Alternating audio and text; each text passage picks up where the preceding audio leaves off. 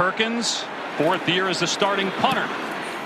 And Dylan Edwards, very dangerous with the ball in his hands, has to backpedal, and he muffed the kick, and it's recovered by Iowa State at the 8-yard line. Aiden Flora jumps on the loose ball, and Iowa State will have it. Goal to go. Pitch to Saba, ball on the ground, and Kansas State falls on it. It's Austin Romaine coming up with the football. 2 turnovers in 5 minutes here in Dublin.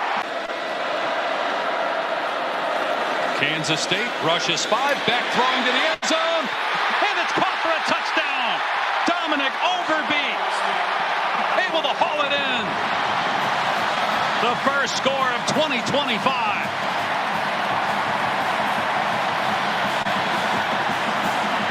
But watch here, one-on-one coverage,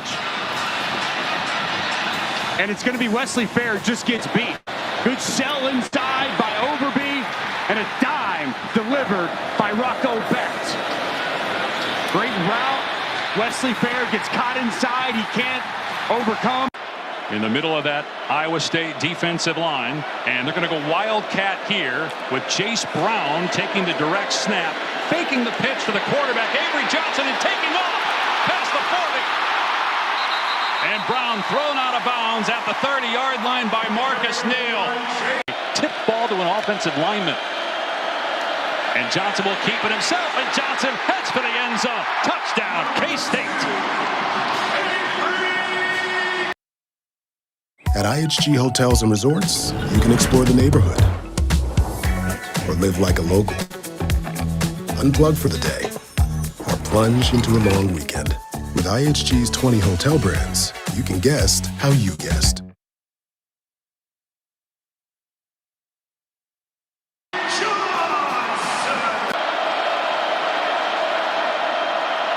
Becht on 3rd down and 9. Gets leveled and fumbles the ball.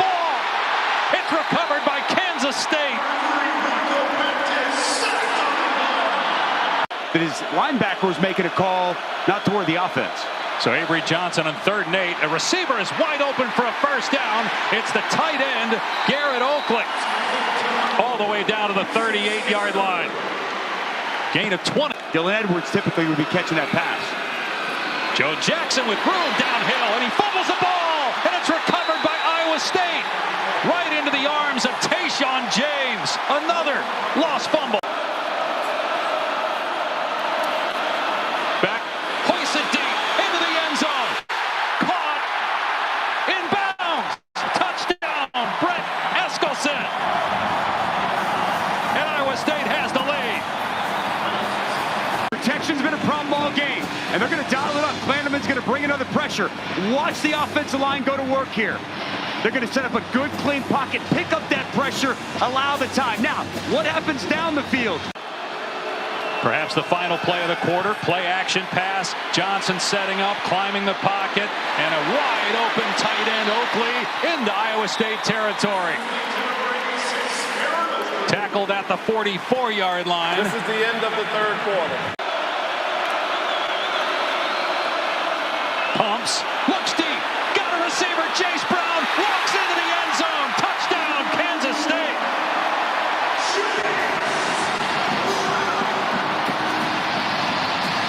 Johnson did like, he didn't like, and just before that last series, he told Chase Brown they were coming for him. Meanwhile, the play calling for Iowa State by Taylor Mauser, second-year offensive coordinator, pretty good on this drive. Big play on the ground for Carson Hansen. Carson Hansen with room, and he's got a first down inside the 40-yard line to the 36. Hansen starting to heat up.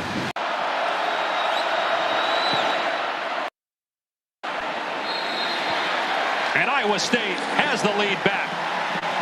And not snap it. Avery Johnson's an excellent runner. They do snap it to him. He will keep it. And it is close. He got drilled right at the line to gain by Jamison Patton. Well, you got a rough spot. That's short. Spot short. It's a turnover on downs, and Iowa State takes over at the K-State 30. Wow, what a call by Chris Kleiman. They're going quarterback sweep. But I thought he was a little further upfield. He fell forward. Although it's where the ball is, not his body. Go ahead. I'm going to tell you what, Jamison Patton comes up and lowers the boom. After review, the ruling on the field is upheld. Yeah. The runner was short of the line to gain. First down, Iowa State. Yeah. Beck will keep it himself inside the 5, into the end zone. Touchdown, Iowa State.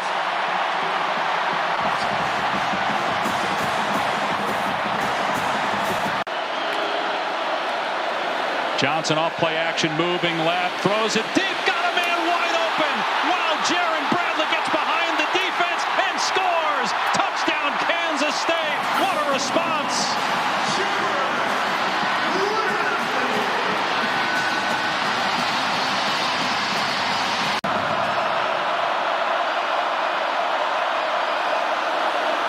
Beck pulls it back, lobs it, caught. Burkle, first down, inside the 25. What a call for Iowa State. State acting as if it's going to bring pressure, and here they come against Beck, who lobs it, caught. Hansen got the first down. Hansen still going, dives. He's down, but he got the ball across. Touchdown, Iowa State. That we're going to have on. Take a look at the opposite angle here. Now his forearm is down, the ball is short of the goal line.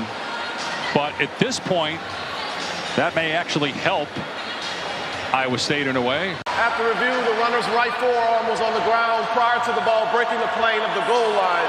The ball we placed inside the 1-yard line. It's first down for Iowa State.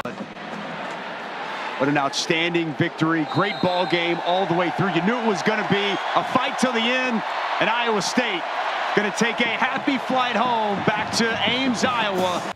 And one of their top 2 receivers, but reloaded. Torres looking downfield this time. The throw is perfect over the middle of the field, caught by Isaiah Champagne. 2 of the best receivers in FCS football on the field. Torres didn't see it. That's a backwards pass. And rolling near the sideline, it goes out at about the 18-yard line. Compton in motion. Torres looking to his right. Short throw, dangerous throw. Bobbled, it's picked off. Going the other way for 6. Ty Marsh. A huge play for the Nichols defense. Lindsey Torres had time here, okay? It's just too far of a throw. And give Ty Marsh credit, because he comes up, he defends it with his right hand, he knocks it away from the running back, Carter, and then he's able to... Hogan, 2 receivers at the top of your screen. That's Brock in motion, the running back. Looking at Brock in the flats, 1 man to beat, and he's got yardage. Oh, what a juke! Brock down the sideline, what a play from the conference freshman of the year a season ago. Fantastic start and a chance to make a statement to finish this first half. Hogan, little trickery here and dumps it short, almost bobbled, and now a big-time play downfield. Space for Everett Hunter. Finally chased down at the 25-yard line to boot this one away. Second try, really nice. Spiraling punt down to the 20-yard line. Lurick dropped it, and it's picked up by Nichols. Oh, my goodness, what a turn of events. William Stewart, the long snapper, jumped on it. And the other thing, after it's muffed, William Stewart, the long snapper, this is an intelligent football player, because everyone would try to pick this up. You can't return it because it's a muff. Just fall on it. Don't try to pick it up. He knew that. And Mayo is out there after Samaj Scott exited the game, making a big play. Hogan looking downfield. He's got a man open. Caught! Touchdown! Karaz Johnson! First and 10 at the 43. Lurick in motion. Torres looking near side. Thought he had one-on-one coverage. The safety comes over and makes the play. Ethan Lee to cap the day. First and 10 for Gabalis. Again, they're moving the ball with ease on this defense. Page to the outside. Gets a burst. Hits the gas. Scores the touchdown. A 28-yard score. Coach Barnum believes could be a great one here for them. Just needs some time to refine his skills. Downing on the rollout. Pressure coming. Goes across the field. Has a man. Catch.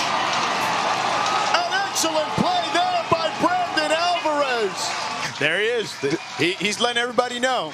But what a play here by Alvarez.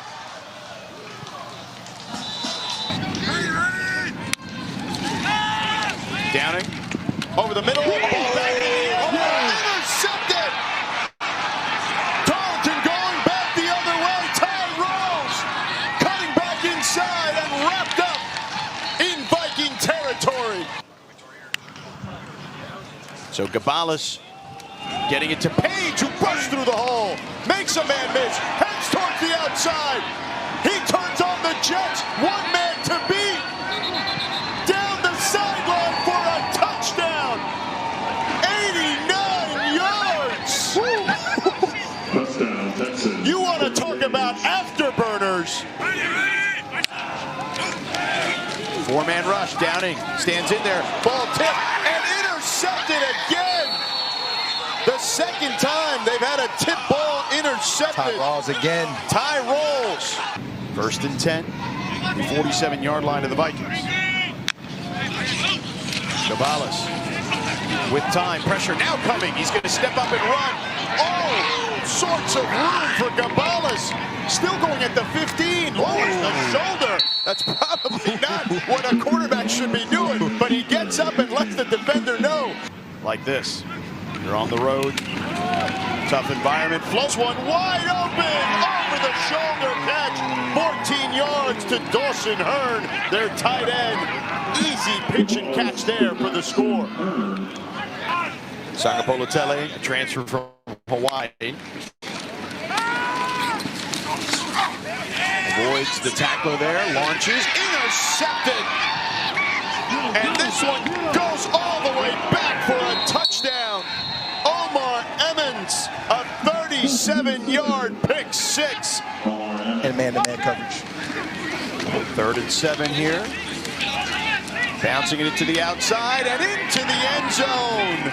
Caleb Lewis, an 8-yard score. To his offensive and defensive coordinators. Little read action, and here goes Jalen. There goes Jalen. First down to the 20. Out of the shotgun on first down. Tempo. That's Cam Pickett. Down the picket fence for the touchdown. A lot of yards passing a year ago. There's Josiah Freeman. Warner's in trouble. Shovels it out. Nice ad-lib to Donaldson. And Bryson Donaldson sets sail down the sidelines for a big first down. Shoved out by Trey Latham. What a magnificent move. You don't have to be a VIP to get more than just savings with Geico. Every customer gets 24/7 fast-friendly claim support. Could I get a picture? Yeah, it's not like you run into animal celebrities every day. Stop! It's Doug the Pug! Doug! Get more than just savings. Get more with Geico.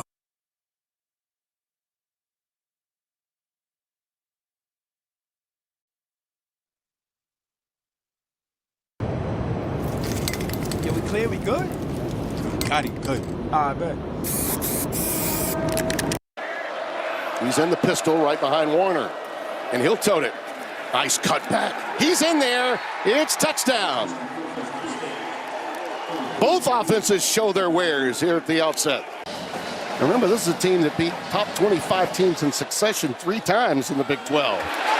Williams, Leishon, gone, touchdown. And those receivers were blocking with great intensity. You saw it there with a nice pickup. Look at Pickett again. Touchdown.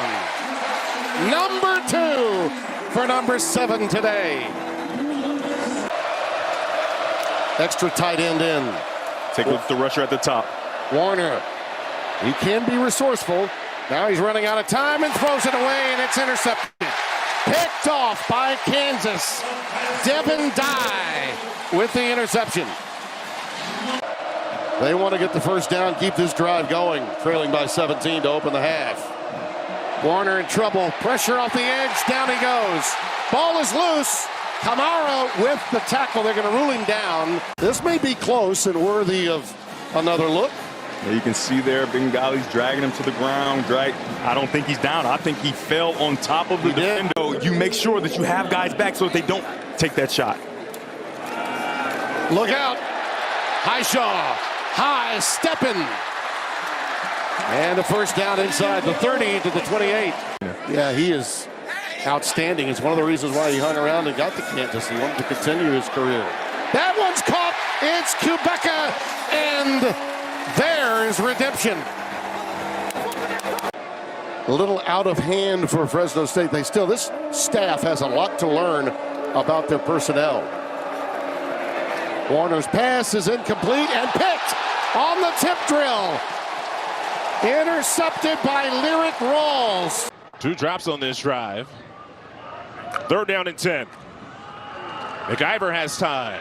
Tries near side. Henry's there. Over the shoulder. Count it. Touchdown. There's a catch. Right foot down. Looks to me he's in right there. There's a catch. He's got that right foot down. The new look offense for the Bearcats, or what they're dubbing the Aircats now with the air raid. Wow. But it's Watson on the ground and plenty of space. No one around him. Off to the races and takes it to the house. With Myers in motion. The give to Wright. Touchdown, Western Kentucky.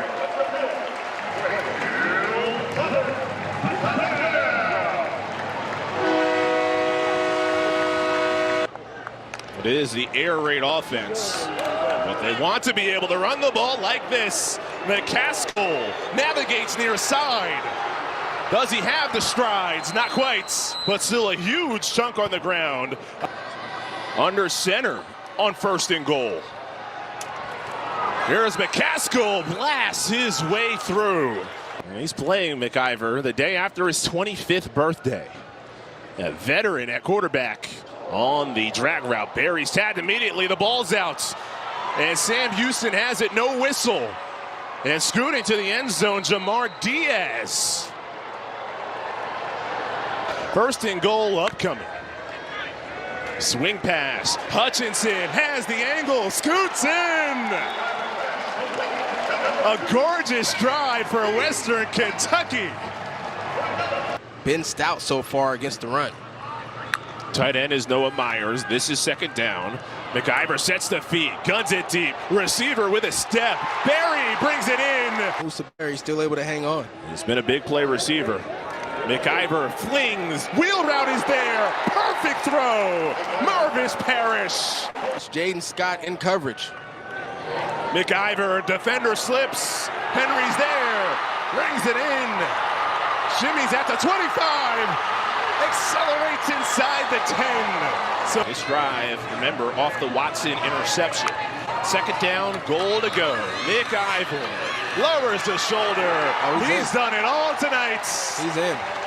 Alejandro, 5'10", 180 pounds. Just his 2nd college start. Stanford brings 4. Alejandro in the end zone. He's in trouble and goes down and fumbles. Touchdown, Stanford. Absolute disaster. Out of his hands in time. You see, he's comfortable back here. This is what they do, but the ball's not out in time. Stanford pass rush wins. This ball is out. This is a fumble for a score for Stanford. Major mistake from the redshirt freshman. Clay Patterson forced it. Wilfredo Ibar recovered it. There is a component of tempo in this offense, and they're going fast now. Alejandro scrambling. Got good wheels. He's 30. Alejandro, he's 20. Alejandro slides down to the 6. Micah Alejandro. Barfield is the back. Alejandro fires. Caught. Touchdown. Ashlock. Now that's the run and shoot. Stanford brings 4. Alejandro, end zone shot. It's caught. Touchdown. Jackson Harris, the former Cardinal. One-on-one route, perfectly placed by Alejandro. You only need 1 foot in college. Jackson Harris says, I got 2. Ford is in. Touchdown, Stanford.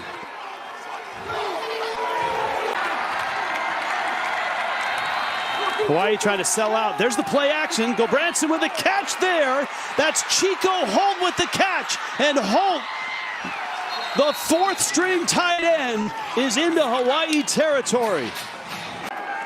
They've been a pretty good combination here in the second half. Go Branson. Look. Oh, it throws a pick. It's intercepted. Mendiola Jensen got up and took it away. What a play. Mendiola Jensen's come on the right side of your screen. He reads the pass, and look at that. Usually you knock it down. Second down. Alejandro, go! Gorgeous throw. Ashlock with the catch. That's a first down near midfield. And he limps ahead. High snap. Kick is on the way. And Matsuzawa nails it. And this game is tied. Third down. They'll throw again. Gobranson steps up. Fires. Broken up. And incomplete. Caleb Freeman is the holder. Snap. Kick is up and good. And Hawaii has done it. Unbelievable, gritty performance. Another two, so the safety's already down in the box. That's one-on-one coverage to the outside. And they go back to the run with Chris Mosley first down. And he's inside the 15-yard line, brought down at the 12. Kelby Givens is tired. I mean, he's gassed already, and this is an impressive drive to open for North Carolina Central. Up ahead, and the Eagles with their first score of the 2025 campaign. It's Arthur Rogers Jr. The goal line, who wants it more? Take a look from the aerial view. That's why you have a big running back. Contact made, 3 yards in the backfield, forward lean. He uses that 210-pound frame to spin and get into the... Well, Franklin is considered the thunder in this running attack. As Cam McCoy can also do it too. Oh my goodness, right up the middle. You said he was special. He could do this. Dual threat quarterback. He said, I got my legs. I got this. Touchdown, Southern.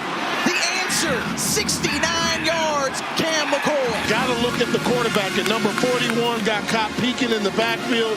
You lost track of where he was. And a quarterback that's got legs like McCoy is going to make you pay. Overtime games a season ago, so they don't get rattled. That's where against the wall, and they emerge. Oh my, it's Mike Franklin. Franklin. But yet it seems so far. So we'll see what the storyline is. And I know the conference rivals are starting to watch this. Nice throw. Oh! And the hit on Chance Peters, but the first down picked the effort, though, Tiff. It's the effort. Yeah. So we're seeing this, this is that leap right here, going up, sacrificing your body. And, you mentioned Saquon Barkley did it best, but you know what football players say? Say, we'll explain that after this play. First and 10, and Harris hands it off to Mosley. Chris Mosley along the outside, and Chris Mosley pushed out by Horatio Johnson. That explosiveness that we saw. 3rd and 2. This is dangerous if you're North Carolina Central because you don't mind giving up the 2 yards, but you can't give up the explosive play. Oh, get it out there. Trey Holland says, try to catch me if you can. Oh, yeah. In for the score. Fields clean. No flags. 80-yard TD run. That's what you do. They say he can just hit different. And he recognizes no safety in the middle field. All I have to do is make one guy miss at the line of scrimmage, and it's a foot race. That was easy for Southern University. 3-game winning streak for the SWAC. North Carolina Central, the last to win it for the MEAC in 2021. Best starting field position. And Christian Mosley said, okay, no problem. That means a shorter distance to run and touchdown. So what do you do if you play next to him? Get off the ball quickly. Number 91 in the center of the defense for Southern. Harris to pass, open man, and touchdown, Kyle. Some people just know they could save hundreds on car insurance by checking Allstate first. Is that your car? Yeah. Like to check your sunroof is closed first, before going through the car wash. So check Allstate first and save when you click or call. Imagine being able to build anything just by thinking about it. Meet Base 44, a complete AI creation platform made for anyone with an idea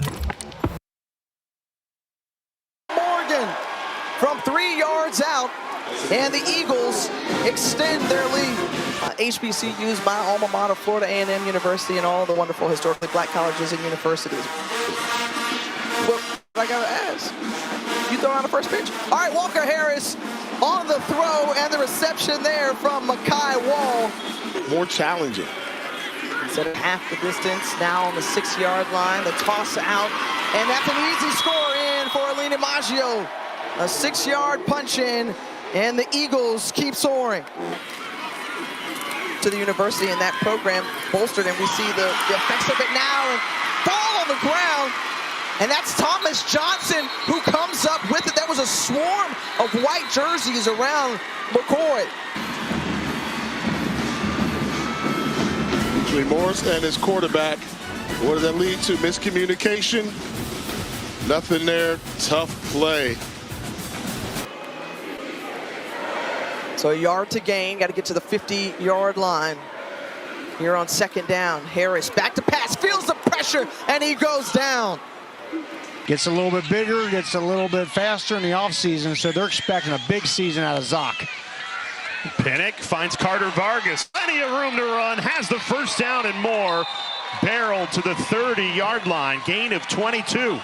Won those battles. Who's going to win this one on a 3rd and goal? Up the middle, up over the top. Carter Vargas, touchdown.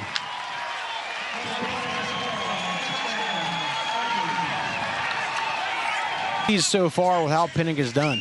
He's 6 for 6, looking There's a to air shot. it out. Now tucks and runs, has the first down, breaks a tackle, gets all the way to the 42-yard line before he's shoved out of bounds. Gain of 18 for Pinnock. See what happens. Pressure comes, Pinnock in trouble. These people don't give a shit. Who's giving them the business? All the man is out on the field. He's going to go into the end zone. He's got it. Goes Davis. Oh my God. Davis is going to run it all the way back. It's going to win the field. It's going to be to the goal line. It's going to be gone. It's a touchdown. And the Gators have won the game. 50 to the 40. Herman Whitfield to the 30, to the 20, 15, 10, 5. Touchdown FSU. These people don't give a shit. Who's giving them the business? All the man is out on the field. He's going to go into the end zone. He's got it. Goes Davis. Oh my God. Davis is going to run it all the way back. It's going to win the field. It's going to be to the goal line. It's going to be gone. It's a touchdown. And the Gators have won the game. 50 to the 40. Herman Whitfield to the 30, to the 20, 15, 10, 5. Touchdown FSU. These people don't give a shit. Who's giving them the business? All the man is out on the field. He's going to go into the end zone. He's got it. Goes Davis. Oh my God. Davis is going to run it all the way back. It's going to win the field. It's going to be to the goal line. It's going to be gone. It's a touchdown. And the Gators have won the game. 50 to the 40. Herman Whitfield to the 30, to the 20, 15, 10, 5. Touchdown FSU. What's up, everyone? Welcome to College Football Extravaganza. Don't know what was happening there, but it's week 1. How you doing, Justin? He's doing his fantasy draft. I got a fantasy draft going on, too. It's that time of year. Yeah, too many fantasy drafts. I mean, I'm at the point that people are just giving me their login informations to their ESPN accounts, like, draft my fantasy team for me. And I'm like, well, I'll take it as practice. And I'll tell you right now, the one I have going on is not good practice. Yeah. As you can tell, we have like a new setup here going on yet again. I am going to do my best to share some quality content here. This is a video. This guy, I didn't know about this tradition, Justin, and you tell me if you knew about it. Let me throw it up on the big screen here. Yeah, feel free to swivel around. So I gotta throw it. Here's the process. I throw it up on the big screen. You can also see it on the video there. And then I have to go back and do work. So that's I have to do more producing on this side, but I'm not going to complain because this is going to be good. So oh yeah, baby. That's what I'm talking about. Boom, right there. sports just died. And everyone should be This is, pissed Colorado about State this, because Mines, I I'm am. pretty So this is the Colorado. This is the Colorado State Mines. Yeah. I didn't know about this. So I do, because they're very good in Division II, and so I've kept up with them and that tradition. Because I remember when last time the UWF was in the Elite Eight or the Final Four, one of the two. I remember we were supposed to either play them or Ferris State or Angelo State.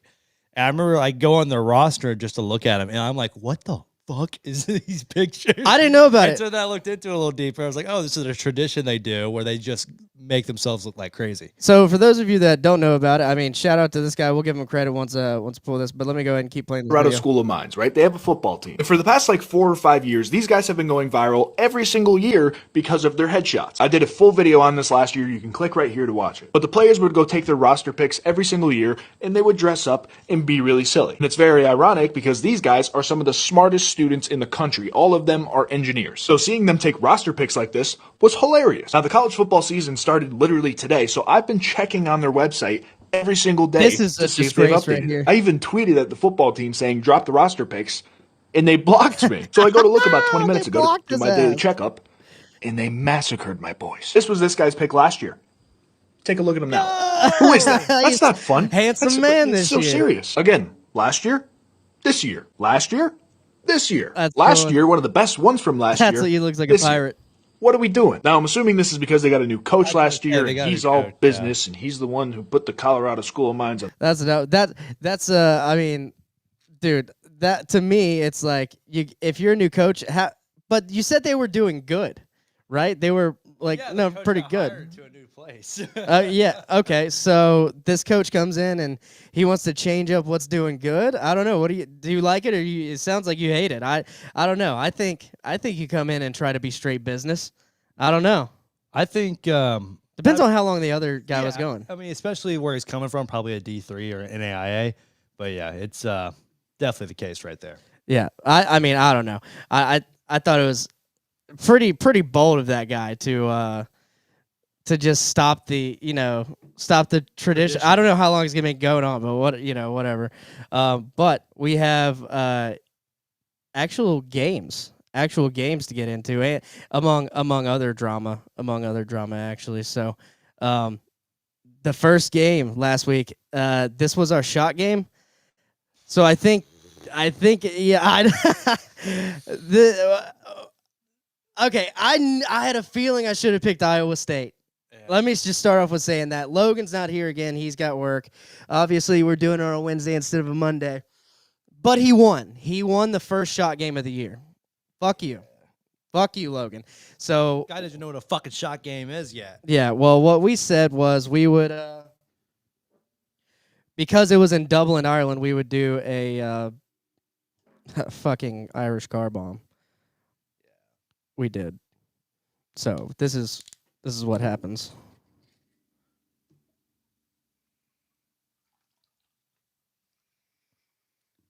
Oh man. And it's Jameson too, so be Jameson, careful. no Baileys. So we're just doing straight whiskey and fucking stout. Yeah. Because I got this on Monday, I was like, oh fuck, forgot Bailey's. At least it's cold. It was hot a few hours ago. When we drop these, we need to make sure we push this board away. Don't drop them. You're supposed to drop them. It's called a bomb. Drop it softly, like a small bomb, Not advertised, but brought to you by Jameis, Guinness, and then Surfside Strawberry Lemonade. UWF guy got cut. I think Pat's referring to you. No, Pat. UWF guy. Justin, you were the UWF guy. I think he's referring to. I mean, I graduated, if that's what you mean. Yeah, he but got cut. Outside of that, I don't get cut, first off. Graduated. I don't get cut. We get cut now. Fuck, dude. This is not going to be fun. Dropping it, or what are we doing? I'm going to drop it a little bit. Well, yeah, cheers it at least. Okay, all right. Cheers. Go Iowa State.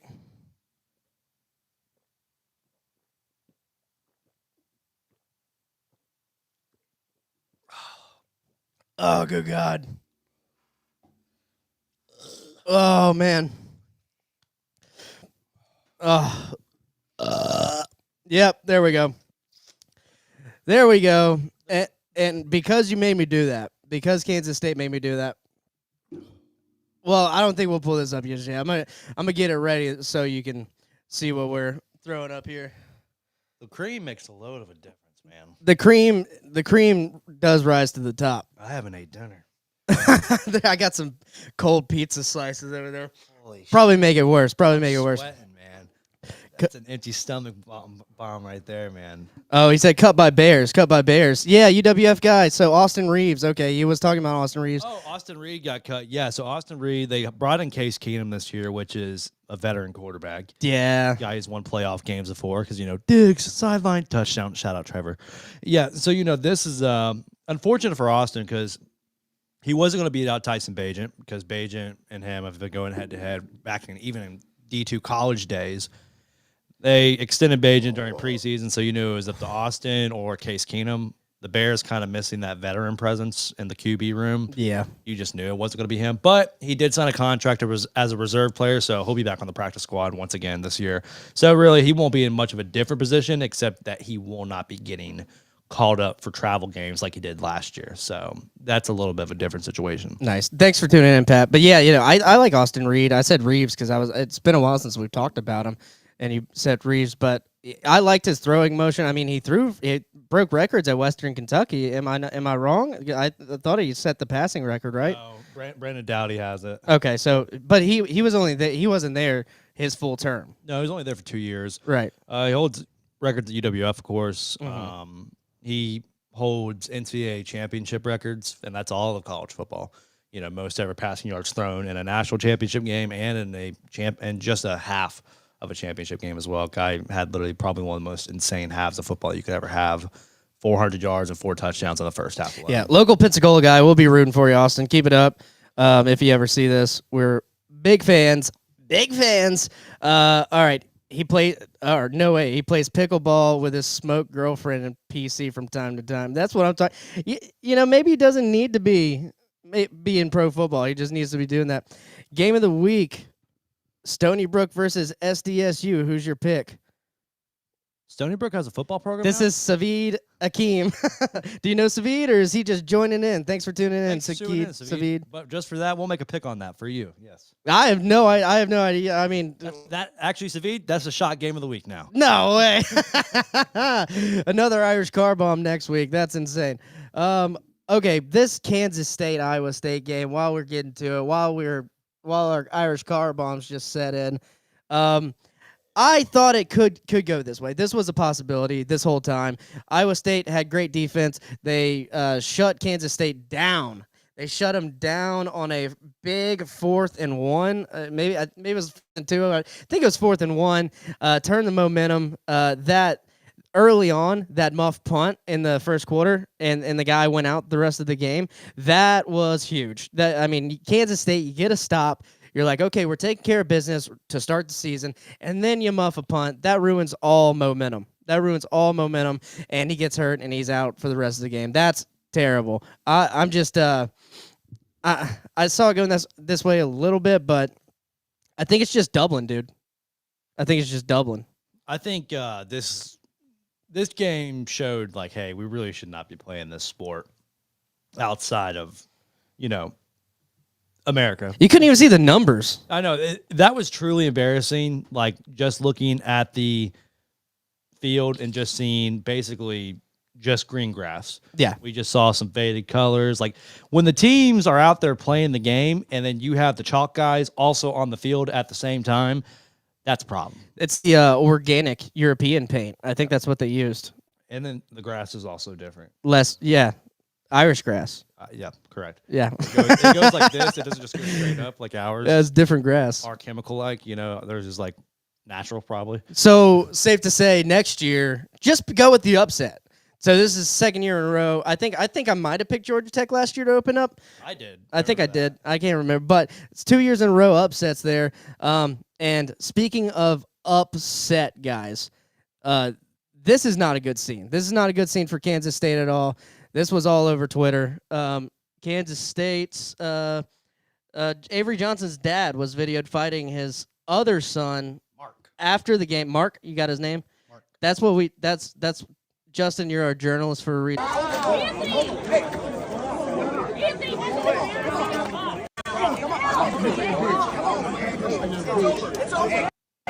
Really, it's just a struggle. Looks more of a So, struggle anyway. You know? I'm not gonna lie. When I looked at this video and it was originally sent to me, I thought I was being trolled because I didn't know like his parents Yeah. I didn't know that. Yeah, no, it was like so many memes. I had them pulled up, but I'm not gonna keep going with it. It was like I learned today that this man's a black man. It was like, yeah, for sure. Yeah, that's crazy. Exactly. Because like you can look at the pictures of the guy, nothing about him says black man. No, at all. Except that swagger. So, but tensions boil over, and this. I don't know what their inner family workings are, but I'm just thinking that some Irish car bombs were at play. Maybe some When you're anger. surrounded by 6,000 true Irish pubs in Dublin, Ireland, you're gonna have too few many. Yeah. and then in true culture of Ireland, you're gonna fight the first person you see, which just happened to be this man's son. Yeah, bro. I can only hope that they went to the pub after and had a good sing-along. That's what I wish America would do more of is having some sing-alongs. Oh, you got the shitty one. I hate. We'll replace that. So anyway, let's keep rolling the footage. Get it over with.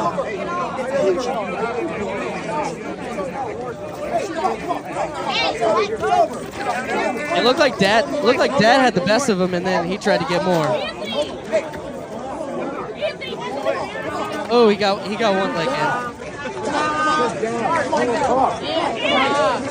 Here's someone just going, stop. In a wet parking lot's crazy too. Yeah, the wetness, and the domesticness really gets you there. But anyway, I don't know, dude. They had a chance to win there at the end, couldn't pull it out. It's a tough loss, obviously. Yeah, it's a super tough loss because right now, Big 12 so up in the air. A lot of people are kind of going Kansas State. That was kind of like a safe pick for a lot of people, including like a lot of pro analysts like Kirk Herbstreit. Like that was like one of his picks right there. Is like that's Kansas State. They're going to be looking really good. And really, now there was no passing game there. In pretty much the entirety of the first quarter. I don't think we really saw a pass get completed. But overall in this game, it was just nothing too exciting. The under did hit. We did. That was one of our picks last week. That was one of our picks last week. It just seemed like that's how it was going to be. To me, it's just like it was in Ireland. I feel like it's rainy all the time. And I don't know, I had a feeling it was going to be rainy, and the weather did play a huge factor in this game. It was pouring down rain the entire first half. I really didn't think Iowa State was going to win until probably about 3 minutes left in the game. I was like, okay, I don't think Kansas State's going to win this thing now. I really thought Kansas State was going to come back and win. Yeah, that just didn't happen. I mean, it just was not there. But there was a lot of other great games that day. Nothing too exciting. Well, even to pile on here, your in-state rival absolutely demolishes Fresno State. Kansas demolished Fresno State here. So I'll say this. I did a little parlay this day after the Kansas State-Iowa State game because that pick clearly did not hit, so I made like a new one, little 8-legger. Went 6 for 6 on the college football picks. Threw in a baseball anytime home run. That one hit. Threw in another one in Ellie De La Cruz. That one did not hit. And so you're 7 for 8 on the. That's how it goes. I almost touched the sun. It was Ellie De La Cruz didn't hit an anytime home run, but I went 6 for 6 on those college football picks, and it would have been $2 into $3,000. Yeah, I mean, congratulations. That's good. Oh, yeah, I'm not gonna. I mean, you kind of sit there. It's like, damn, I could really use that fucking $3,000 right now, though. It's like, start the season off. Starting the season off high. Last year, I don't know if you remember, but I hit my week 0 parlay last year because and that was also I put on Georgia Tech, and I forget what the spread was on that game as well. And I had like a 5-legger, and I was sweating it going into like 1 a.m. because it was Hawaii and Delaware State that I was waiting on, and it finally hit. So it was a slow start to the game, though. I was like, oh, my gosh, Hawaii might actually lose this game, but it hit. But also, once again, Hawaii banking in on another week 0 parlay for me as they beat Stanford. Yeah. Cover, might I add. Yeah, we can go to that, too. I just want to note on that one, Kansas, good job. Jalen Daniels. He threw for what'd that say? That was a crazy. I think he was 18 for 20 for 100. Yeah, 18 for 20, 3 touchdowns and 176 yards passing. That's pretty crazy, guys. Kamara is this linebacker Alvin Kamara's brother, cousin, or something? I don't know. Let's see. There's a Kamara on there, but yeah, surprise upset. I think a lot of people had Stanford beating Hawaii, and like you said, Hawaii goes in or doesn't go into Stanford. Hawaii just crushes Stanford at home, and to me, the game was kind of sloppy from what I saw in the highlights. Hawaii had like a safety at one point. Stanford had some questionable penalties. So what happened with Hawaii? So the guy, so it's a kickoff, and the ball bounces, and the returner. Oh yeah, waves his hand, and he waved it, and so then he goes to field it. Fair catch at the one. Standing on the one. Fair catch at the one. And literally just stands there. They didn't call it a fair catch, and yeah, so they're on the one. Next play, quarterback gets sacked. Safety. Right. But I will also say Stanford scoring its first touchdown by a running back, our first rushing touchdown by a running back since October of 2023. No way. Yeah. That's pretty crazy. October of 2023 was the last time. 5'10", 180 pounds. Just his second college start. Stanford brings 4. Alejandro in the end zone. He's in trouble and goes down. It's not even playing. That's bullshit. Anyway. Yeah, I don't really care too much to share highlights from this game. I wanted to share just a weird penalty from this game, though. This is we're skipping past this. This was weird. This guy, okay, yeah, Trey Wallace. Shout out Trey Wallace on X. The perfect quote to sum up the college football in 2025, thanks to Stanford penalty. Clay Patterson has been in college football 7 years. You can't fool him. Then he does this foolish TikTok dance. Okay, I guess that's in quotes, so maybe that's what the announcer said. Clay Patterson trying to get trending real quick. Cost his team. That might get you a seat next to the coach on the bench right there, Rich. Well, he's going to trend more for that than he would for the dance. Oh, he's right. He is going to trend more for that. It wasn't even a bit. Why do you throw a penalty on that? Taunting. Taunting 101. Yeah. Fighting your dad is crazy, guys. Not as bad as Dylan Stewart, but it's still taunting. It is still taunting. Casey Rayleigh, you'll have to find out.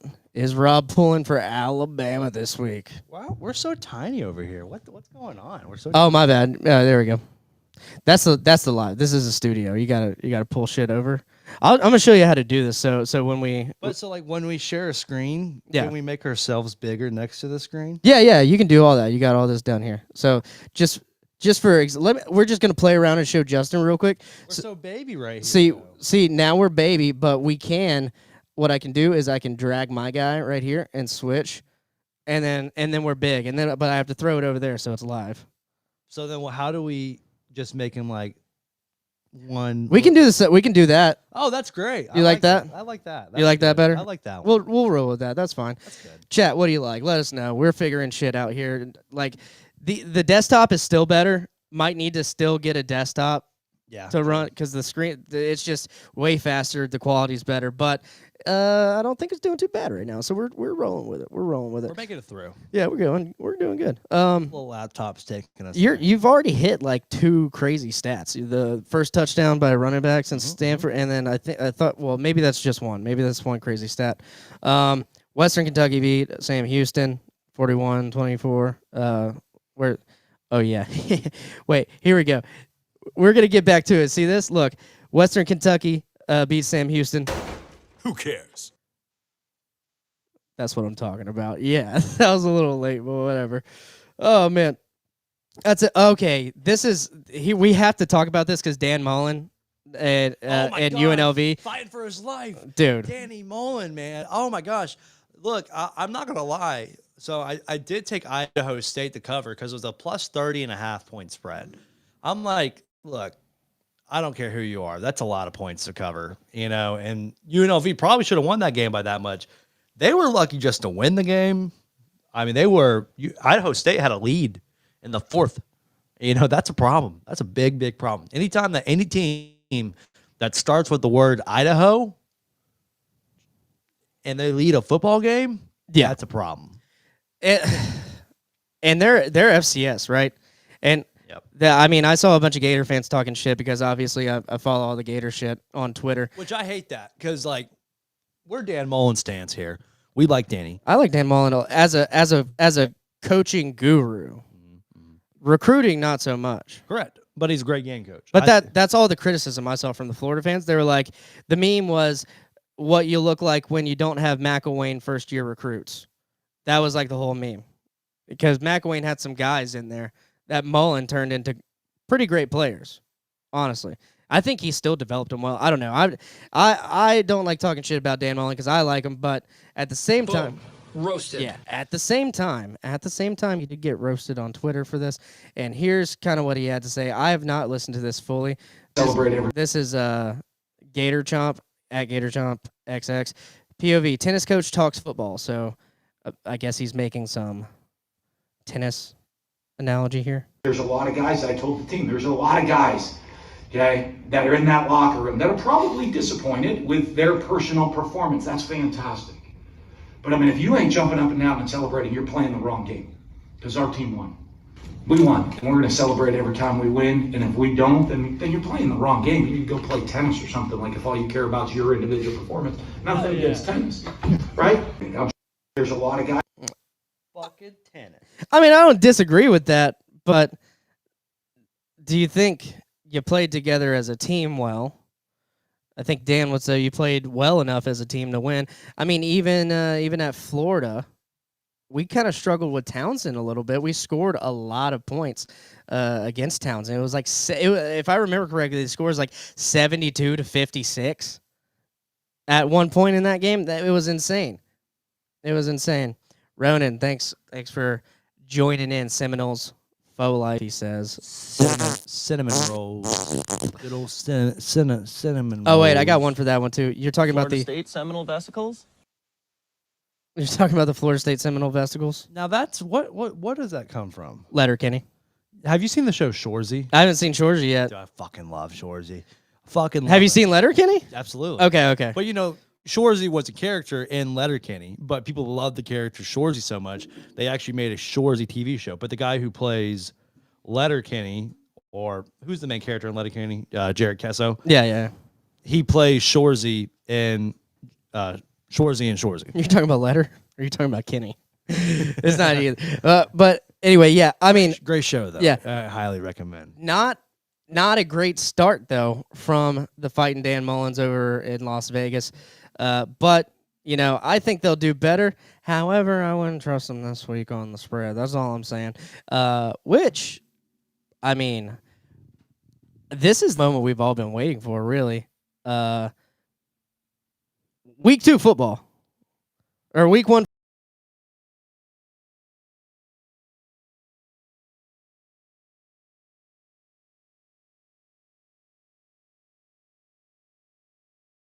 Oh, it wasn't long enough. It wasn't long enough. That's okay. Hit the Mongolian throat music. You know where the Mongolian throat music is? I'm kind of glad I don't, I think. Okay. It's the one that says throat sing. You got to turn it down. All the ones on bank 1, turn down a little bit.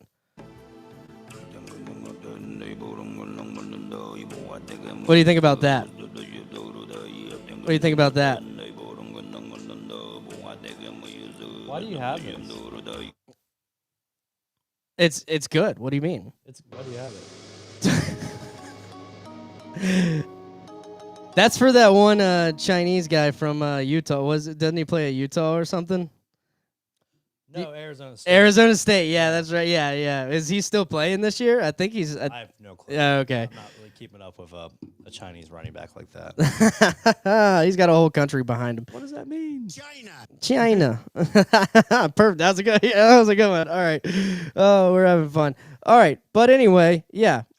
Moving on to week baby. Week 1 college football 2025. Boom, boom, boom, boom, boom. And tomorrow, baby, we got Boise State at South Florida. That's probably one of the bigger games. So we got so many games tomorrow. We're not going to go through them all, but we're going to handpick a couple here.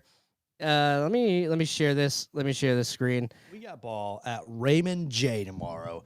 Boise State coming over to South Florida. They got to sweat their balls off at 98-degree heat with 90% humidity. Them Broncos don't know about that. No, I don't think they do. But at a certain point, I don't think it's gonna matter, honestly. And I am gonna make as little on this one, so we can pull it up and look at it. Tickets as low as $37, dude. If I was in Tampa, I'd cop me a ticket to this game right here. Let's see. Is it going to go just to Boise State? It's probably just going to go to Boise State. How dumb. Just go to the actual game. Here we go. I think it was like Boise State 6.5. I want to say. Let's see what the spread is. Is it 5.5. Is all it 5.5. 5.5 now? Oh. Where are you seeing that at? Oh, there we go. Okay.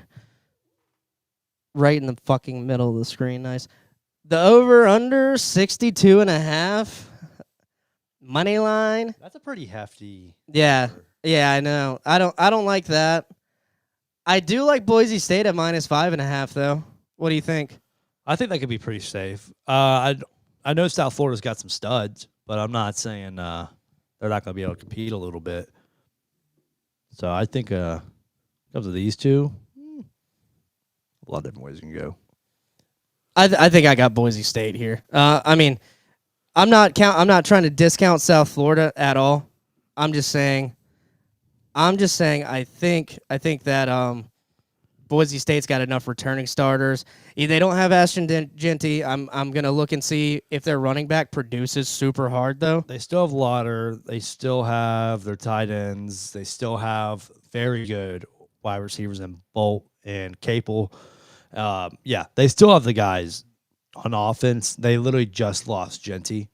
Now, I say that like it's not just some big thing. Like he didn't run for one of the greatest modern day running back season in history, whether that be NFL, NCAA. Created his own style. He really did. And will that carry over to the NFL? Probably not. But that's another different story not for here.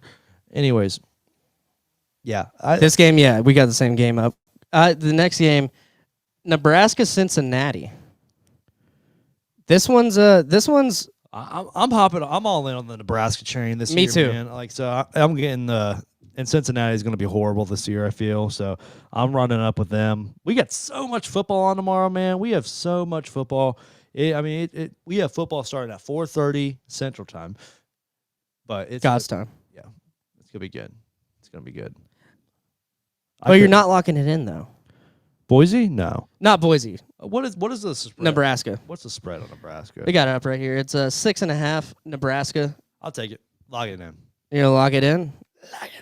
First, Justin, and I'm there with you. So I kind of have them. I have too many locks here. We do so. If you're not familiar, we do 5 locks each week. All 3 of us. So Logan's got to send his locks in, but I'm overlocked, and I can't. I don't. I might steal. I'm actually here. Are you? Let me put it this way. Are you going to pick the new Marshall this week? Is that one of your locks this week? No. It's not going to be one of your locks this week? A lot of Marshall locks. New Marshall. The Southern Marshall. Are you having a stroke? Southern Miss. Is that gonna be? I don't want to lose. Don't catch me on that one. Okay. All right. There we go. I get what you're saying though. Okay. That's definitely a route to take. But yeah. Because my thought here, because I almost would rather lock that one in later. I'm gonna reserve. I might come back and lock this one. Okay. Because the 6.5 to me, Matt Rule. They're a run it down your mouth football team. Dylan Raiola might toss the ball around on Cincinnati, but I don't know. I don't feel comfortable enough yet in week 1 to say they're not just gonna have a low scoring, 24-17 football game. A lot of my locks this week are hunches. My hunches of like, I think this team's going to be great. I think this team's going to be great. Well, that's what I'm going with right here. That's what this is. Okay. Yeah. So is this the hunch? This is the Nebraska's going to be good this year hunch? I feel like this isn't that much of a hunch, but I have a few other ones that are. Like, I feel like this one's pretty obvious. Like, Cincinnati's not going to be that. And I feel like Nebraska, I mean, they're going to have a great year this year. So I think 6.5 is a pretty safe bet. Yeah, you know what? Fuck it up. Fuck it. I'm gonna lock it in with you. Lock it in together. So that's one. That's one for both of us. Don't hit the buzzer on us. Don't hit the buzzer on us. Okay, so that does it for our games that we're picking on Wednesday or on Thursday tomorrow. So let me see. Let me drag this one. Let me drag this one out of here so I can pull up another game. I mean, do you want to look at? There's the Eastern Carolina and NC State game. I'm not gonna pick. I do like the rivalry though. Not this year, no. This year. Not this year. I do like the rivalry, and I'm always rooting for East Carolina to win. They're at NC State, so I hope they win. Speaking of stories in college football, Bama, they had West Virginia scheduled in 2027. They dropped that game. And they said, we're going to schedule East Carolina instead. I said, that might actually be a tougher opponent. Might be worse, yeah. Depending on the year, that actually might be a tougher opponent.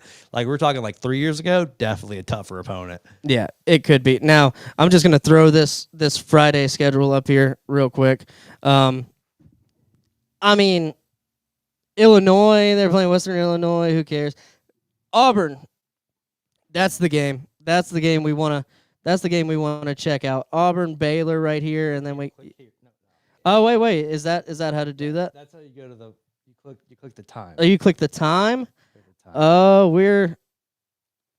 Yeah, click the time. Dude, that is how to do it. Yeah. All right, here's my other one. Baylor's winning this game. Lock it in. So. I've been, I think I've been pretty obvious about this in the season pod. I've been pretty obvious that Baylor's going to win this game. I'm big on Sawyer Robinson. Fucking hell, Jackson Arnold. Shout out Case for sending this in to me today. Jackson Arnold is over here doing coffee reviews with his fucking girlfriend on his days off. And I'm not talking like days off a few weeks ago. I'm talking days off 2 days ago. It's fucking game week. He's got to be in Waco, Texas this week, and he's doing coffee and scone reviews with his girlfriend. I don't like that. I don't like it. If I'm an Auburn fan, and coach is probably out there fucking shooting, one over on the day, having a great day on the golf course, but he's going to be in hell when Dave Aranda says, "I'm here to fight for my job. You should be too, but you're too busy fucking golfing." Yeah, Dave Aranda's going to kick his ass. Yeah, Hugh Freeze is golfing and DMing younger women. Right. So, yeah, I mean. I think so. I'm staying away from this one. I'm not locking it in either way. I think you're right. I got a hunch you're right about Baylor and Sawyer Robinson. I'm not big on Auburn. I think a lot of people are. So I'm with you there. Let's see. Savid, Auburn, come on, man. They gonna win better. QB.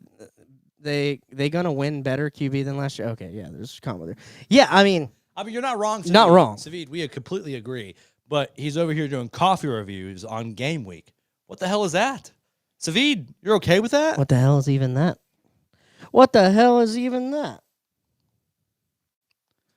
Yeah, so we got I think that's probably the game of Friday for sure. That's the first time we're going to be I feel like we're going to be feeling like some college football's happening. Oh, yeah, that, and then at the same time, that game's going to be going on 7 p.m. Out west. Colorado hosts Georgia Tech. This game is the game. I mean, this is the game I'm more interested in just because I want to see how Georgia Tech does.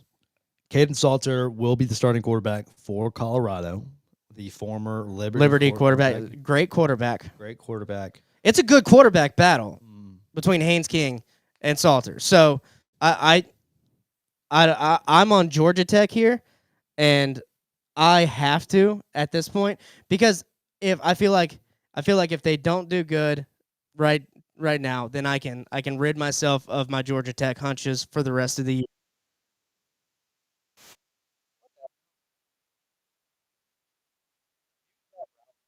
Yeah. Mute the browser. No, because once you mute this, it'll be fine. Just mute the top part. It'll be fine.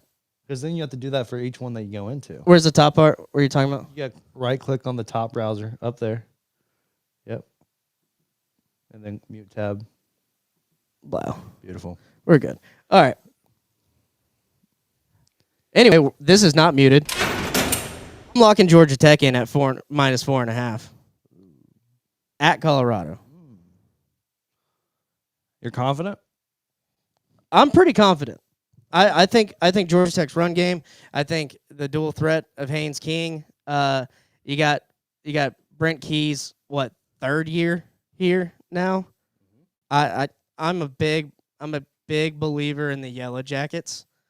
Not to say Colorado's bad. I'm not saying Colorado's bad at all, guys. I'm just saying I think Georgia Tech this year is going to be the team to be the sleeper team.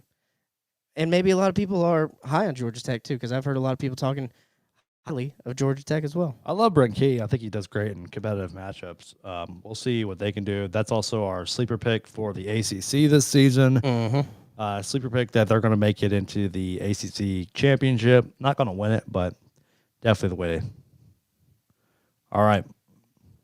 Now let me make sure I'm not skipping any more locks here. Like Wagner in Kansas? Yeah, exactly. You can't forget about Wagner. Solid defense. With their fighting Wagners. No. Who cares? There you go. All right. Let's get into it, man. Come on. Let's go. I'm ready for Do you see what's going? Do you see what I'm dealing with here? Do you see what I'm dealing with here? There we go. All right. Took forever. Oklahoma State.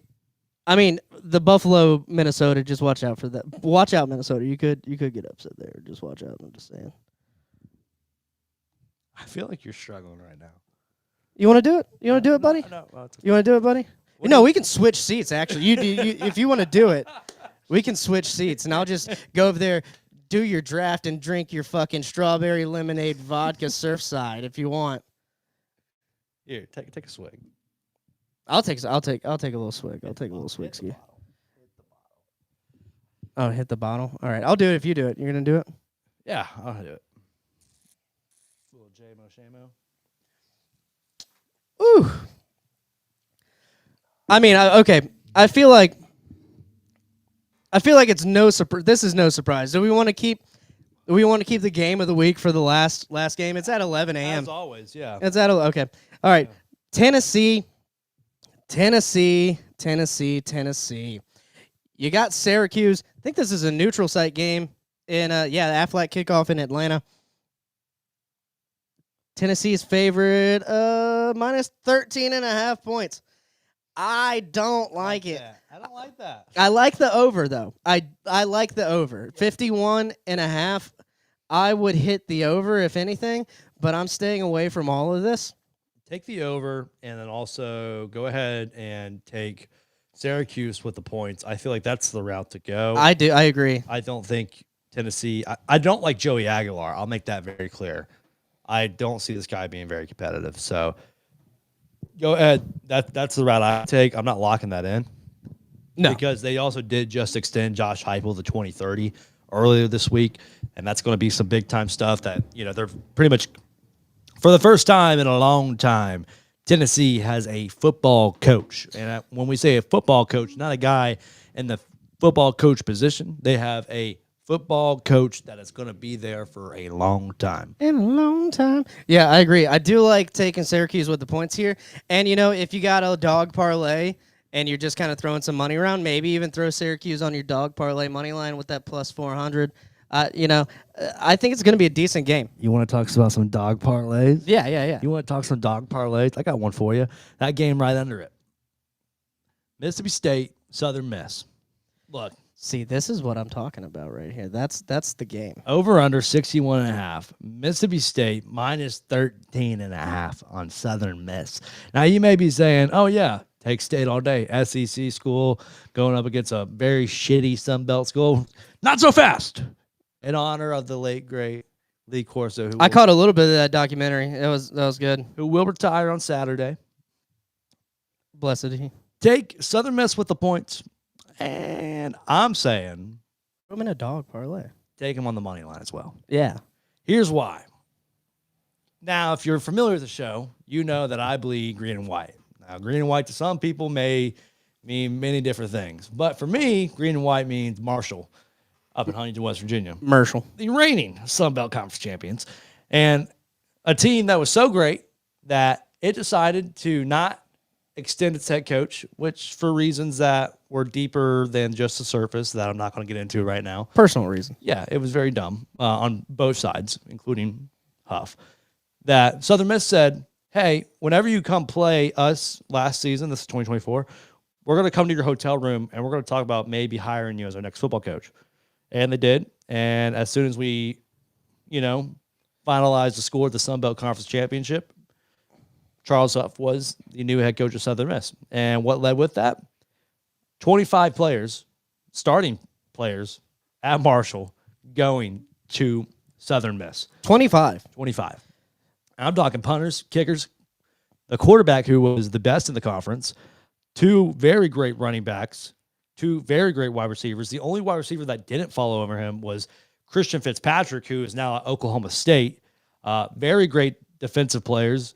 And, basically Southern Miss is a Marshall logo that is black and gold. And I'll tell you this, Huff picked up a running back transfer from Ole Miss and a running back transfer from Mississippi State. Charles Huff, for those who don't know, was the running back coach at Penn State and at Alabama. He coached Brian Robinson. He coached Derrick Henry. He coached Saquon Barkley. He helped recruit those guys too. And he turned them into fucking studs. What did he do at Marshall? He turned a bunch of guys into fucking studs. Had first team, all conference running backs almost every single year at Marshall, including Rasheed Ali, who ended up being a 5th rounder now with the Ravens. Khalil Laybourne, who was a guy who was sleeping in his car, then turned him into one of the best backs in Group of 5 ball.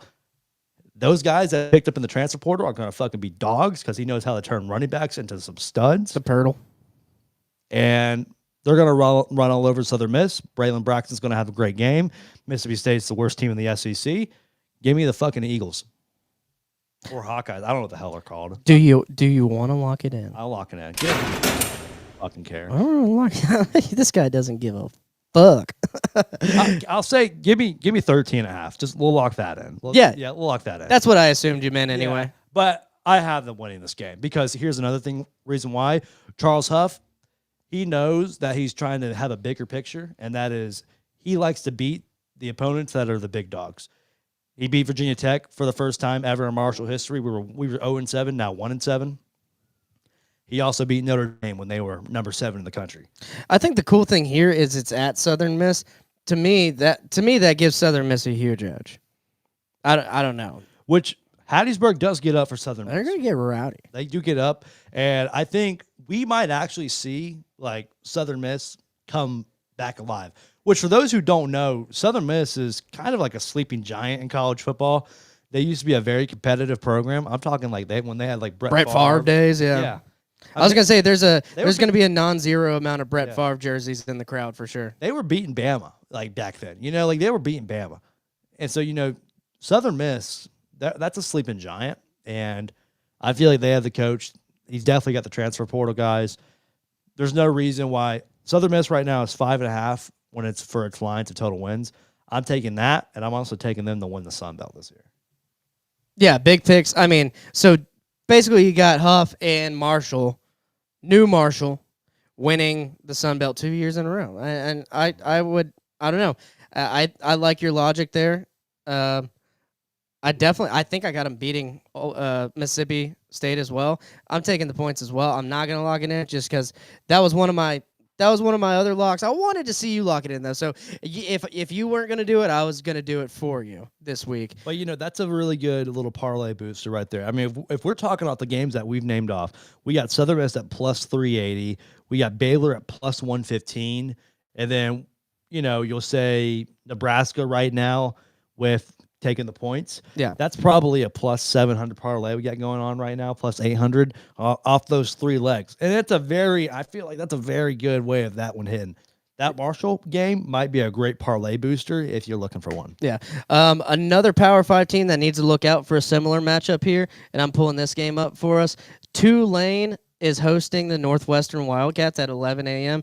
I got Tulane winning this. The matchup predictor on ESPN's got 71% Tulane. I agree with them. I'm taking Tulane at the 6.5 points. Pull up Tulane's schedule real quick. Go ahead and click on that little wave guy right there. Pull up Tulane's Also, schedule. great logo still to this day, great logo of the green wave of Tulane. They got Northwestern, South Alabama, Duke, and Ole Miss.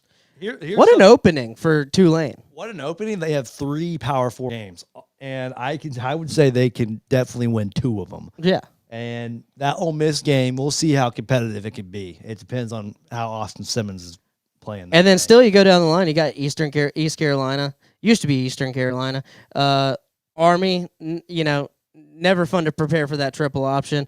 UTSA Roadrunners, they always got a good program. So does Memphis. And you ended on kind of a weak run, but other than that. This team right here is a dark horse for the group of 5 team that makes playoffs. Yeah. I'm just saying. Okay. I mean, I believe it. I mean, you're talking about a team that's been in the headlines as of recently in the last for the last 3 years. I mean, Florida beat them in the bowl game, but that wasn't an easy bowl game by any means. Florida made it look a little easier than it should have been, I think. But yeah, so you're in agreement with me. Do you think? I think everyone here is kind of in agreement. Do you like the 6.5 points? I like the 6.5 points. Yeah, I mean, Tulane, I mean, they're favored, and so I think you should stick with them here. Yeah, but go ahead. I'm not gonna. Let me see. Let me see if I got room. Let me see if I got room. Guy's got his dick in his hand. No, because I'm locking in this one. This is the one I might be locking in here, because I like this. I've been talking about this one during the season. Yeah, this one's a little crazy to me, but you go ahead, do your thing. This might cost me a lot. I would be going against 82% of people here. 82% of people. But you got Toledo with 9.5 points. That's not nothing. 11:45 in Lexington. This is how I feel about this. Mission failed. Like that's how I have no difference with that. I don't think Kentucky is losing this game. You're talking me. Well, here's the thing. We went over Kentucky's schedule, and there's not many wins on the schedule. So this has got to be a win for the Wildcats. And, I mean, only 9.5, though. I mean, that tells you that Vegas knows that this game is maybe, this is not a typical SEC team versus a MAC. We'll just say that. No, it's not. It's going to be closer than the experts think. Kentucky is. Kentucky, yes. I'm going to go with you. I'm going to lock in the Tulane. I like the Tulane lock better than this Toledo lock. I'm going with you. I like the Tulane lock better. Tulane 6.5? 6.5. Okay. Yeah, 6.5. It's too close for me to do money line. I feel like the 6.5 is I gotta do better there. Okay, so we also got a few more. Florida and Boston College. Did you want to talk about the herd in Georgia at all? Yeah, all right, man. I was looking at it. Go ahead, let's pull it up. It's up. We're gonna shock the fucking world. Just kidding. That's a lot. It is a lot of points. I'm just kidding. But it is a lot of points for Georgia, though. I'm putting this on the record, though. Look, first year head coach. We're going to Georgia. These are Marshall and Georgia have 2 of the longest active week one winning streaks in all of college football. I think Georgia has the 1 or 2, and Marshall has the 3 or 4. We haven't lost since 2012. They haven't lost since like 06. So definitely not stacked up good odds. I don't know who the fuck scheduled this fucking game. If we had the team from last year, I'm sitting here and I'm probably getting up a little bit. Now Georgia's favored 39.5 points. That's a lot of points. That's a lot of points. I'm going to be straight with you. I don't even have an idea who our quarterback is. We're probably going to play 3 different quarterbacks. We don't know who our quarterback is. We don't know anything about this team. We have like 2 starters returning. Are you like halfway a Southern Miss fan this year? Because like no, but you know what I'm saying? Because they all played at Marshall, so it's like you got to bring some kind of pride. Why would I support them? They betrayed us. That's how I feel. 25 of them now, and the coach. And here's the thing: if Southern Miss wins, I'll say that's a Marshall championship. I don't give a fuck what anyone says. That's how I feel about it. But I'm not going to sit here and root for them. So you're having your cake and eating it too, a little bit. A little bit. Now, I will also go on the record and say this. It's not going to happen, so I can say this. If Marshall wins this game on Saturday, I'm one of three things that's going to happen. I'm going to be blacked out, passed out. It ain't happening. Or I'm getting arrested. Yeah. You won't see me wreak havoc ever. Like, I'm a pretty nice guy. Like I'm a guy who likes to have a good time. Well, you have to wear green. You got to at least wear green. You can't wear red today. But if Marshall wins this game, I'm gonna be put in handcuffs for being a nuisance. I'm gonna be put in handcuffs. Just the shock the world mentality, which we've done it before. Like we beat Kansas State when they were top 5. We beat Notre Dame a few years ago when they were top 10. We've beaten South Carolina, Clemson. We've done it all, and none of those guys were first-year head coaches, though. So that's where I'm sitting there like, nah, it's definitely not going to be first-year head coach, game one. You're not just going to walk in there and win a game like that. Well, you got some guys, but I'm saying if we had the team from last year with Gunnar Stockton being first-year quarterback. You're taking them with those points. Oh, well, this game would be like a 21-point spread, I feel, because I think that's what it was for Ohio State, and they competed with Ohio State through and through. Yeah, I'm sitting there and saying we can go and beat this team for sure because Gunnar Stockton isn't that great of a quarterback, especially if we had Mike. Especially if we had Mike Green like again this year with that team from last year. That team from last year was genuinely one of my favorites in my time. So, yeah. Anyways, that's neither here or there because it's not true, and yeah, we're gonna fucking shit rocked, but. There you go. Let's bring it back to Tallahassee, Florida. I mean, you guys look at this. Like, the line is 55.5. Yeah. And Georgia's favored by 40. So they're saying that Marshall's not scoring more than 14 points. Right. Yeah, that's a problem. I mean, and I could see that happening as well, too. Sad. Yeah, very sad. We usually compete in these games, though. I want to make that clear. We don't really get blown out in the big games unless we're having, like, a really bad year. We don't typically get blown out. We compete. This is just not going to be one of those. Just very bad timing on the scheduling. Very bad timing for us. Understood. Is it bad timing for the next team we bring up? Like I said, let's take it to Tallahassee, Florida. Oh, what the fuck? My fat ass fingers hit something, dude. Yeah, you're saying it's going to be sad, all sad and shit. I'm like on the fence about this here. Wait, what do you mean by that? Okay. I hope you mean on the fence about the points. The points. Okay. The points is what I'm on the fence about, and I'm not locking it in, but I just think that with the 13.5, I think that would be the play for me if I was going to play anything here, or the over. Because I think Thomas Castellanos can run the ball all over Alabama. He's got some legs. He makes some plays, makes some good plays. Alabama obviously going to score points against FSU, and I just think they keep it closer than people think, because you got 90% of people here thinking Alabama's just going to win. Have you checked comments recently? By the way, I mean we're on. Yeah, I keep checking it every now. We're now on the topic of Bama. I want to make sure Casey's awake. Look, he hasn't been in here in a while. Savid hasn't been in here in a while either. Oh, Savid, where you at, my guy? We thought you were a new guy. He's a new guy. Hope you like and subscribe, Savid. Here's the thing. Bama knows that it has to take care of business. Bama knows that it has to do what LSU couldn't do. And that's fucking put the ACC and Florida State to bed, because LSU had 2 shots at it, didn't do it either time. And that's a problem. That's a real problem. Look, Bama's got to take care of it. 13.5 is crazy to me. I genuinely don't know where the energy comes from to say, like, oh, yeah, Florida State's going to compete, or why people are saying Florida State's going to win. It's week 1. Crazy shit happens week 1. You can't go away from 2-10 and say, oh, we're going to compete. No. They went from 13-1 to 2-10. And then everyone was talking the same way about Georgia Tech last year. They're saying, oh, FSU is going to go undefeated this year. This year's the year. And look what happened to them. I think we just see a trend that FSU fans are delusional and walk into every year. Because here's the thing. I'm also not too hot on Ty. Here's the thing. Not too hot on Ty. Why? I don't know. What? Alabama fans are hot on them. I'm not super hot on them, dude. I mean, that's just what it is. I definitely do not agree with that one. If I'm being straight with you, I think Ty Simpson, if that guy delivers B-level quarterback play, we have Bama in the Final Four at bare minimum this year. And that's a fair take. I'm just saying, it's just a feeling. It's just a feeling here. And then after week 1, we're going to know a lot more about both of these teams.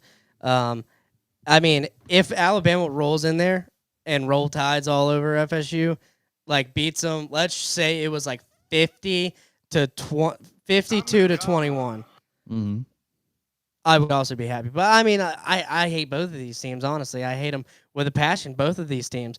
But, to be honest, if you're an FSU fan, what do you think the fan base is talking about if they just get blown out completely?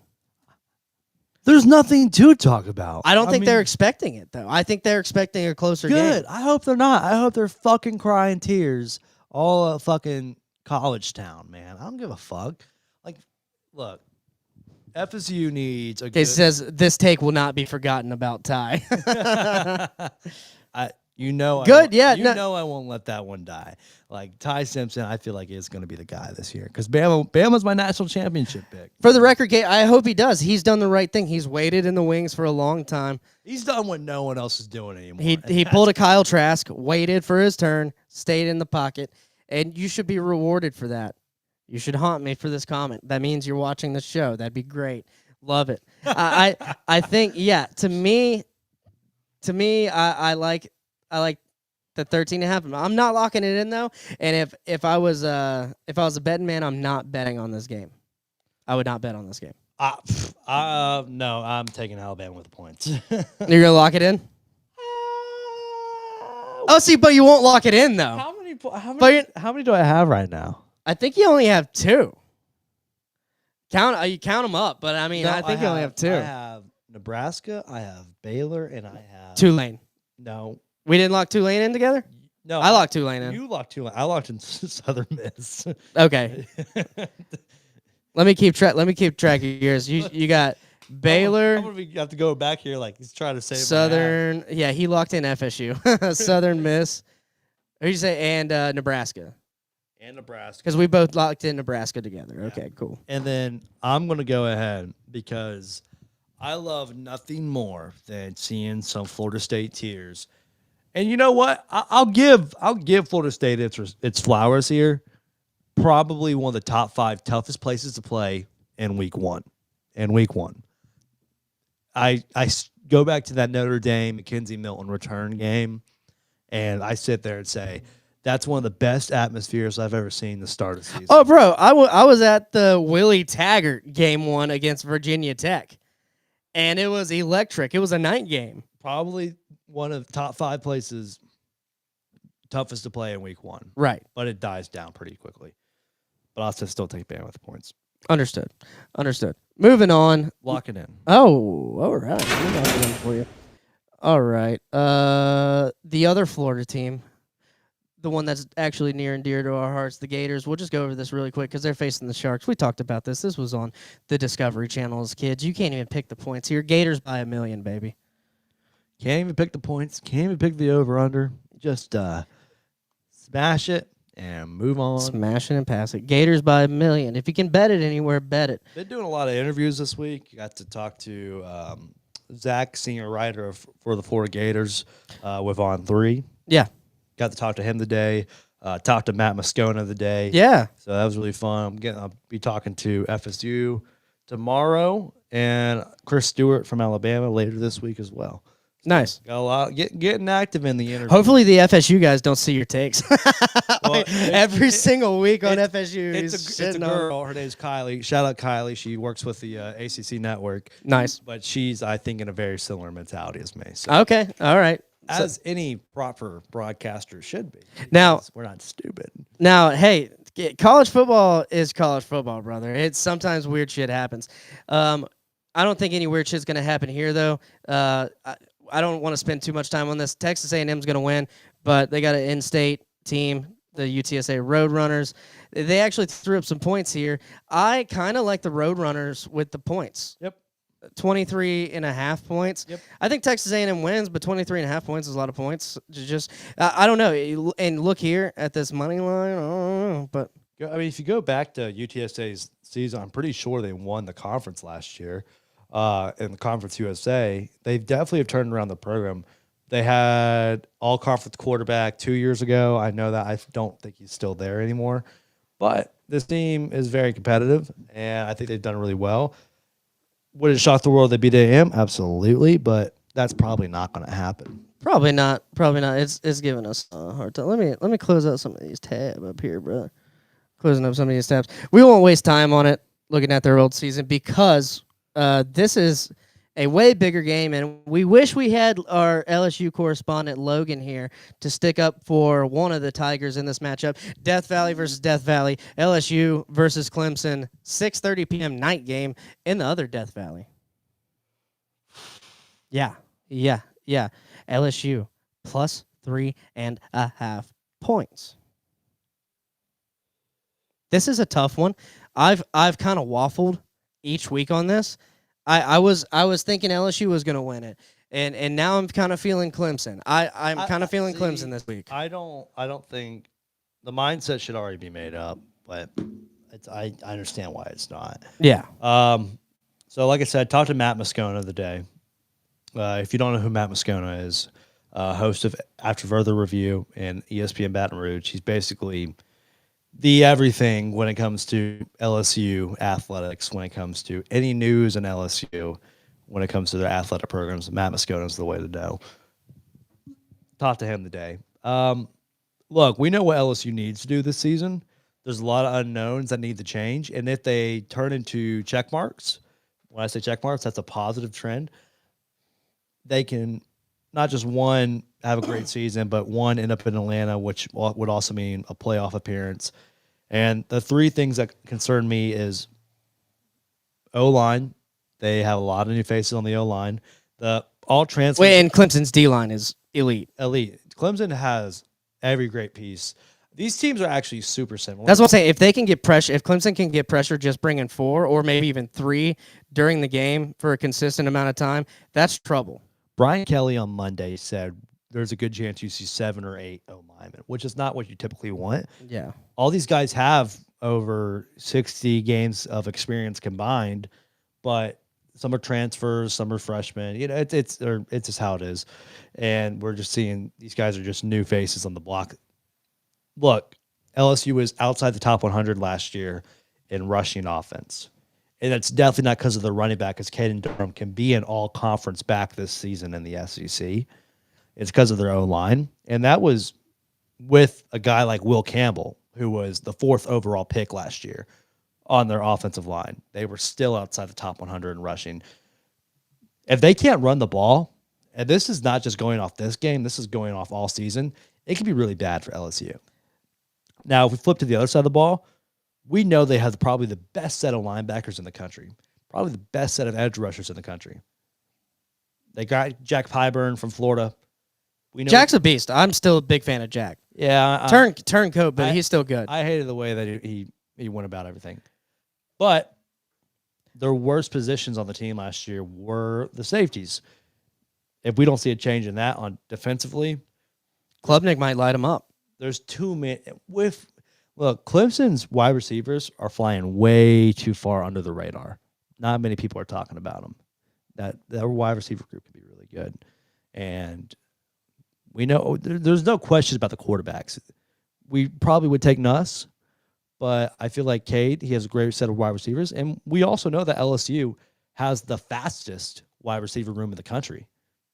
But does he have time? Does he have time? Can you run the ball?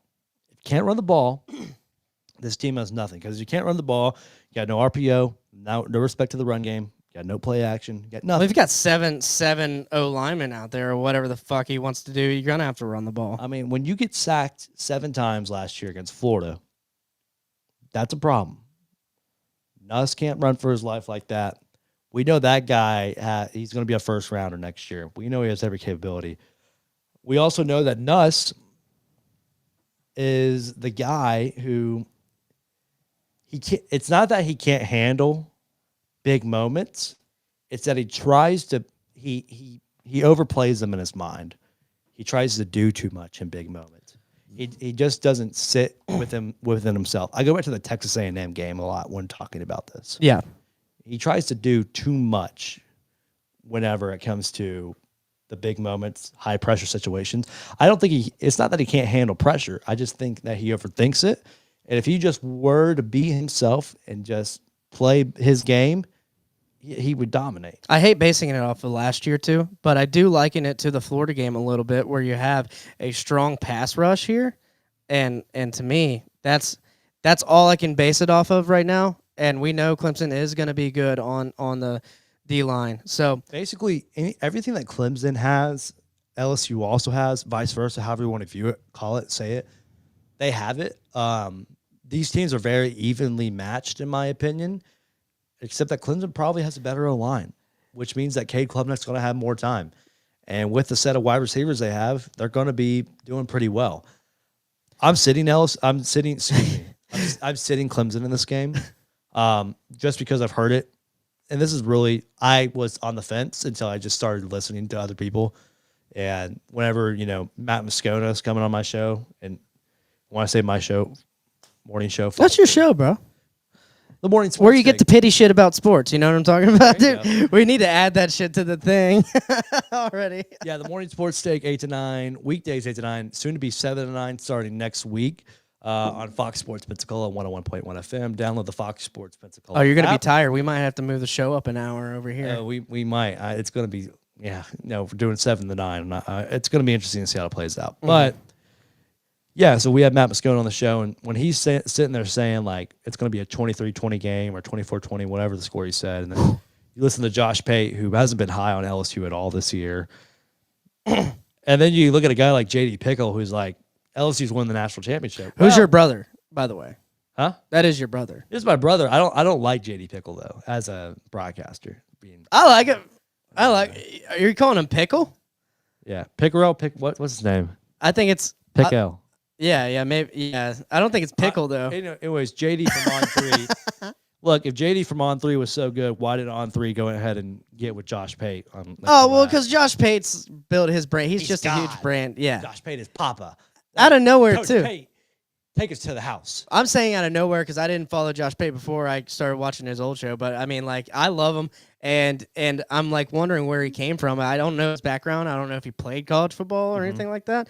All I know is that white T-shirt comes on, and I'm locked in, bro. That's all that is. His delivery is so good. It is so good. If we're talking broadcaster, though, JD, way too fucking long-winded. Doesn't get to the point. But it's fun. But just to sit there by yourself, because you and I both know to be by yourself on a broadcast and just to do that's talent, right? Yeah, I mean, I know. I've done it a lot. I mean, I used to have my own radio show. I used to get on a mic once or twice a week and sit there for 2 hours by myself. It's hard.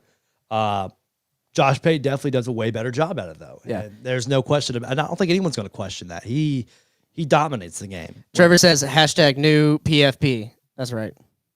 Hell yeah. Yeah. But anyways, going on to LSU Clemson, it comes down to the trenches in this one, which all good games, that's how it should be. Right. If your good games are coming down to the line play, that means that you've done everything right to give yourself the weapons offensively and defensively to deliver some really exciting plays. We know they both have that. Comes down to the trenches, I'm going to ride with Clemson. I agree. I alluded to it earlier. I think last week I was high on LSU, or a couple weeks ago. And the more and more I thought about it, I was like, I think the home team might get it this year. And if it's a home and home, I might give it to LSU next year. I'm not locking it in by any means. I could see it going to LSU, but right now, this is definitely not a game you lock in. No, I'll take Clemson. I'll take Clemson money line. You also have to remember, Clemson has had Georgia week 1 the past 2 years, and they've been dominated by Georgia the past 2 years. Yeah. Okay. This is no slouch. No slouch at all. Do we want to talk about Michigan, New Mexico? Another little tidbit. So I don't know if you saw the percentages, but with a win or with a loss, Clemson is still less than 50% to make playoffs, which is kind of crazy to me because With a win or a loss. With a win or a loss, less than 50%, which is kind of crazy to me because I feel like out of any Power 4 team, they have the easiest route to the playoffs. And I know, and look at their schedule. We're bringing up their schedule now, too. It has to be because of the LSU and South Carolina game. Like, the SEC is playing such a big factor there. But yeah, they have arguably the easiest ACC schedule. They're playing only one ranked preseason team, the team that they beat in the conference championship last year in SMU. At Georgia Tech, at North Carolina, maybe. Yeah, I think you're right. Versus Florida State. It's gotta be the SEC games here. Yeah, the strength of schedule of the SEC, maybe bringing that percentage down. I don't know. That's a weird percentage. I would think if they win, you're right. I think they would go above 50. If they win against LSU, that means they have 2 losses to give in a very easy. And let's say they lose the South Carolina game, which I don't think they will this year. That means they have 2 losses in the ACC to give. And I don't see that in that schedule. Maybe Georgia Tech and then maybe SMU. If they win this weekend, which I think they will, they should be at an 80%. And that's just making 80's high, but yeah. But yeah, that's just everyone staying healthy. Like, there's no reason why it wouldn't be. Gotcha. All right, moving on. Let's move a little quickly on this one. I don't know if you got any takes here. Bryce Underwood. Where's the who cares button? Yeah, Bryce Underwood named starter here. That's probably why we're bringing it up. New Mexico does not have Pavia at quarterback, obviously. Who cares? Justin asked for the who cares. Michigan by 1 million. Maybe not 1 million. I mean, look at the points, though. 34.5 points. I almost want to take New Mexico with the 34.5 points. That's too many points for Michigan. They just like to run the ball down your mouth. I'm not feeling the amount of points there. Not betting it, though. Utah, UCLA. We got a late game on the West Coast, 10 p.m. So, I mean, obviously, week 1 of college football. I'm watching the Lee Corso thing before College Game Day. I'm watching College Game Day. I'm watching this game at 10 p.m. unless I'm drunk, passed out somewhere. That's all I'm saying. I don't know.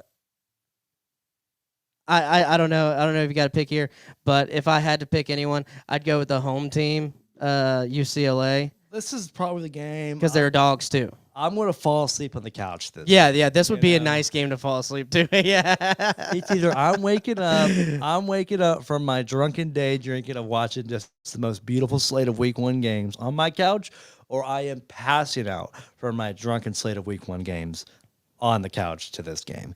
One of the two. It's been that way before, where I've woken up to the West Coast magic happening in the third quarter before. I'm sitting there. That's so nice too when you fall asleep. It's amazing. And there's like a blowout going on, and you wake up in the fourth quarter of the game you were watching earlier, and it's like, oh, they came back. How the fuck did this happen?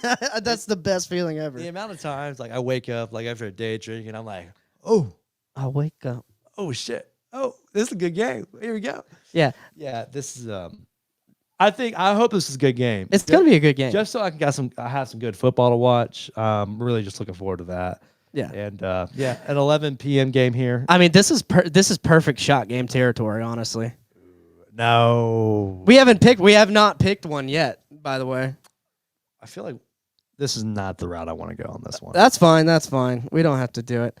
I mean, we got one game left though. What's the other game? It's the game of the week, baby. No, we have like 2 more games left. Yeah, we can look at them. Did you just forget about Sunday and Monday? There's college football on Sunday. Oh, and Monday. shit, yeah, let's bring that up. Yep. Nope, I did forget about Sunday and Monday, actually. Yeah, let's bring that one up. I think Sunday could be a shot game. Also, Washington hosts Colorado State. I know you're big on Washington. They're minus 21.5 there. Correct. That is correct. On Sunday, 2 p.m., baby, because we don't have pro football. We got a little bit of college football. South Carolina hosts Virginia Tech, and South Carolina's favorite, 7.5 points. Little Beamer ball action. You got the original Beamer going on, and then... This is the new Beamer Bowl, yeah. And then the new Beamer. Look, this game's getting some hype to it. 7.5. If this was 6.5, I'm taking South Carolina. It literally was 6.5 because I have it right. No, I have it 7.5 there. I thought it was 6.5. Yeah, I might buy it up to 6.5. I might buy up, on the Hard Rock app, up to 6.5. I think if I could buy a point. I think that's okay. Yeah. Will you let me buy a point to lock it in? Because I think I'm locking it in at 6.5. We have a. It's a gentleman's game. An alternate spread. Here we go. 6.5. I'm locking South Carolina in at home against the Hokies. I'm big on South Carolina this year, and I hope this is one of those hunch teams you were talking about early in the show. This is Nebraska, South Carolina, Georgia Tech hunch for me. Nebraska. Yep. So I'm good on them. So I still got to find one more lock. Yeah, you're sitting at 3? No, I think I have 4. What do I have? Baylor, Southern Miss, Nebraska. I didn't take LSU or Clemson. No, I took Bama. You did take. Did you take Bama? I took Bama. Well, if you didn't, you're taking Bama now with the 13.5. Okay, so I have one more. This is an interesting one. Now let's get into the Sunday and Monday game. Oh yeah, I mean, so we have 3 top 10 matchups: 2 on Saturday, 1 on Sunday. Which beautiful slate on Sunday, might I add. You get some really good afternoon football to carry us over into the NFL next weekend. As the aforementioned Virginia Tech and South Carolina, and now this is a huge game. Catholics versus convicts. Lock them up. Notre Dame Miami Lock 'em and Hard Rock Stadium in a scorching 100-degree Fahrenheit. It's gonna be hot. This is an interesting one. Yeah, it is. It is. I cannot wait to watch this game because one, that's gonna tell me a lot about Miami early on. Florida plays them obviously, so I've got a vested interest there, and then that's gonna tell you a lot about Notre Dame moving forward. Even though Notre Dame's schedule is nothing to scoff at this year, Notre Dame's got some good games on their schedule this year. I think. Okay, actually, while we're on that, I think this is a great way to start it all. And look, Notre Dame. They have the ability to schedule whatever the fuck they want for their schedule, but for them to go Miami, A&M, Purdue, and then Arkansas, and then Boise State. It's a stretch. Respect. I respect this so much because you're an independent. You can do whatever the fuck you want for your schedule, but to do this, that's a beautiful schedule. You go back-to-back top 25 matchups, one with a great team in Miami, one with a team that you beat in a close game last year in A&M, going to South Bend. Then you get Purdue, and then you got to go to Fayetteville. And I'm not just saying you're going to Fayetteville. Oh yeah, big whoop! You're going to Fayetteville. No, you're going to Fayetteville, and they need a win. They need a win. When you're going to Fayetteville, their season starts out with Alabama, A&M, Arkansas State. That's 2-0. Then Ole Miss, they'll be 2-1, but that one's on the road, right? So that's fine. Then they go to Memphis. That may be 3-1 or 2-2. Could be 2-2. But they get their first big game at home. Fayetteville's going to be sold out. Oh yeah, yeah. It's going to be it's going to be rock. And I mean, do we want to bring up the Tennessee game last year when Tennessee walked in there, a top 5 team, maybe top 10 team? And then lost. I mean, Fayetteville was rocking, tore the goalpost down. I think that is a borderline trap game for this team. If it was a week earlier, sure, I'll give them that. But I love this schedule for Notre Dame because then they got to go face your USC's and then your basically just USC after that. Whereas across the aisle, vice versa, you get Miami. Once they get past Florida and Florida State, they're kind of home free. I mean, yeah. After Boise State, they're basically if they're 5-0, go ahead playoffs. Put your house, put your kids, put your kids' limbs and toes, whatever the fuck. Don't forget the dog. Yeah, the dog's future baby, the kitchen sink, everything. Yeah, put it on Notre Dame. Go to the playoffs. Don't forget it all. But as for this game, I mean, do you have a pick here? Because right now, I'm leaning Notre Dame. I'm leaning Notre Dame to open this up. So this can go either way. It could. Scary.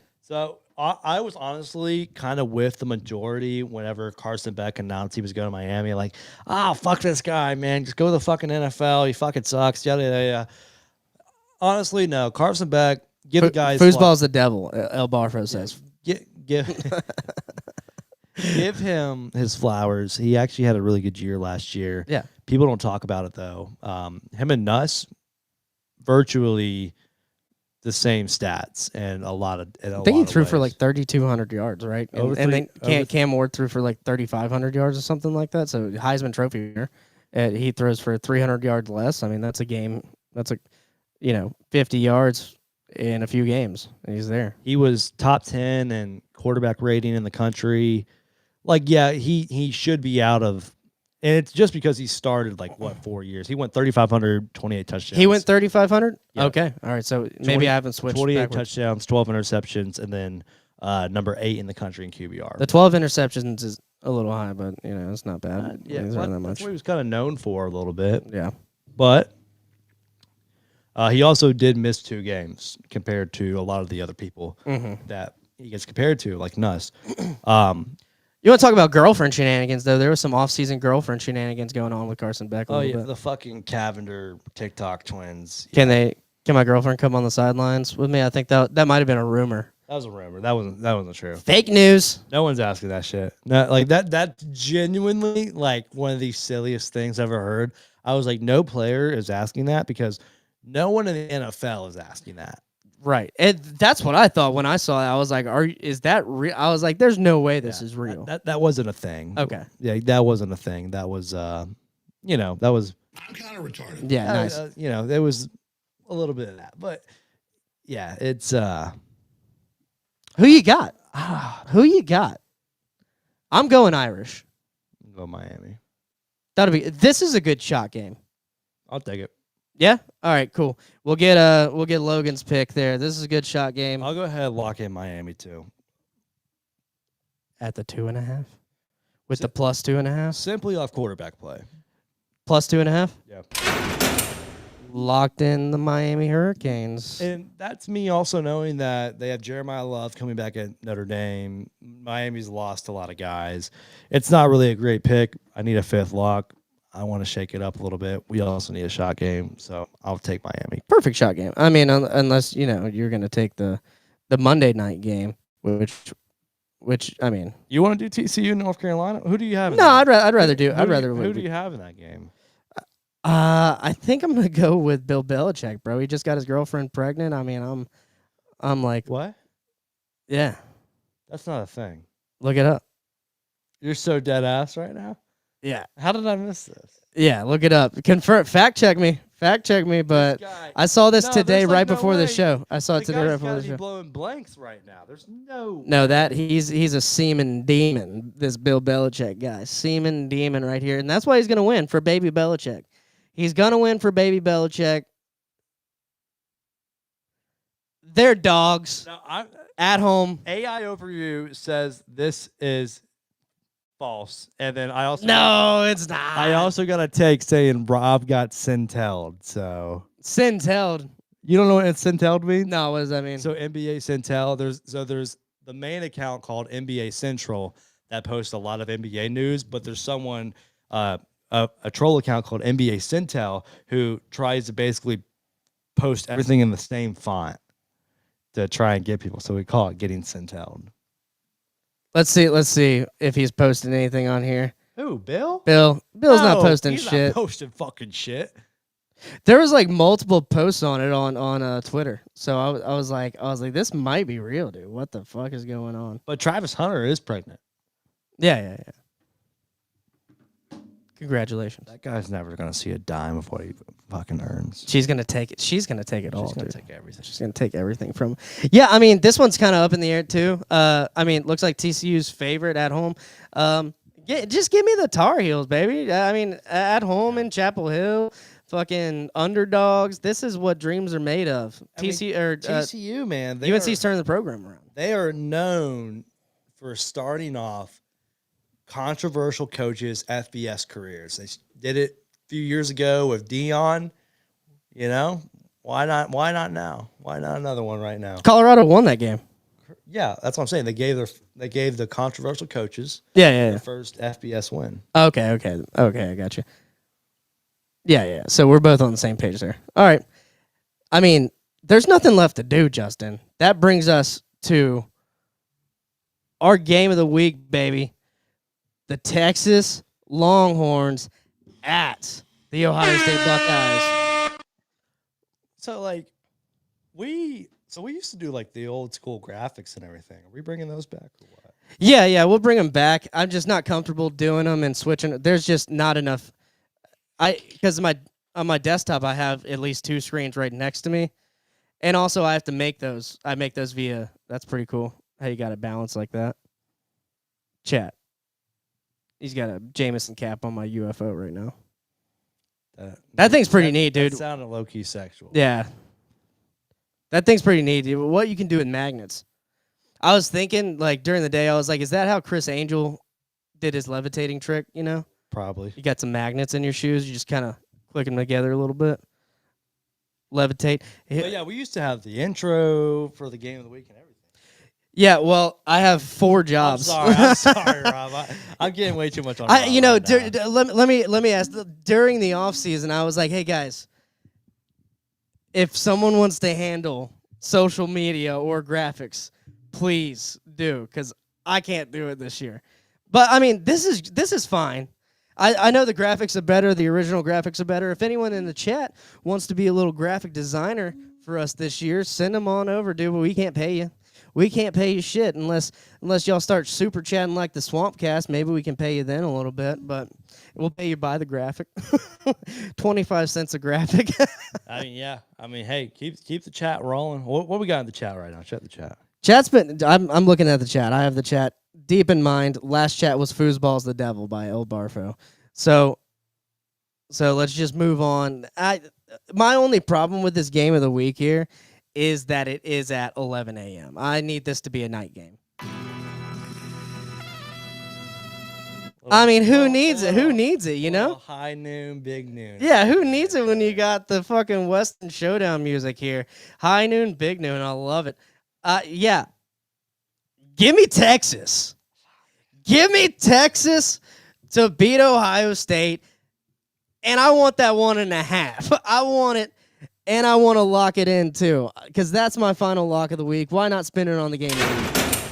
There it is. All the cards are on the table. I got the Longhorns. Arch Manning's going to run in for the game-winning touchdown, just like Tim Tebow, just Tim Tebow fashion, bulldozing into the end zone. Also, Jeremiah Smith is going to catch a few touchdowns. Or one. Well, we'll see. Jeremiah, he's very wishy-washy. It's either boom or burst. Yeah, it's one of the two. Boom or burst. Chat, who y'all got? I do want to know. I do want to know who Trevor has. I want to know who Casey has. Y'all gotta let us know in here. We hit 20 people, guys. Make sure to like and subscribe to either College Football Extravaganza or the Real Swampcast. This is the game of the week. This is I'm awaiting. This is thinking music for you. You're on the fence. I can tell. You want to go Ohio State. It's your team. They're your team. But you got the Longhorns rolling into town on all fours. You know, this game. One, I'll say this. Ohio State. Trevor said it's them horns, baby. It's them horns, baby. And you don't do this. You got to go wide. You got to go as wide as possible. I genuinely don't have a peg for this game right now. I've just really not wanted to think about it. We had all offseason, Justin. Yeah. You knew this was happening all offseason. You don't got a pick right now? I knew everything that was going on. I'm just not looking forward to it. I'm not looking forward to the game.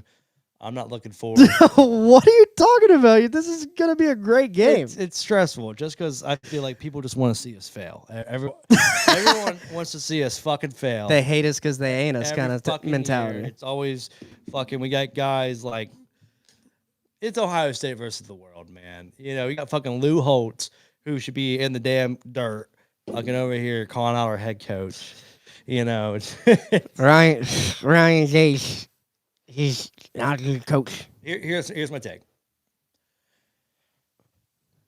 Ohio State.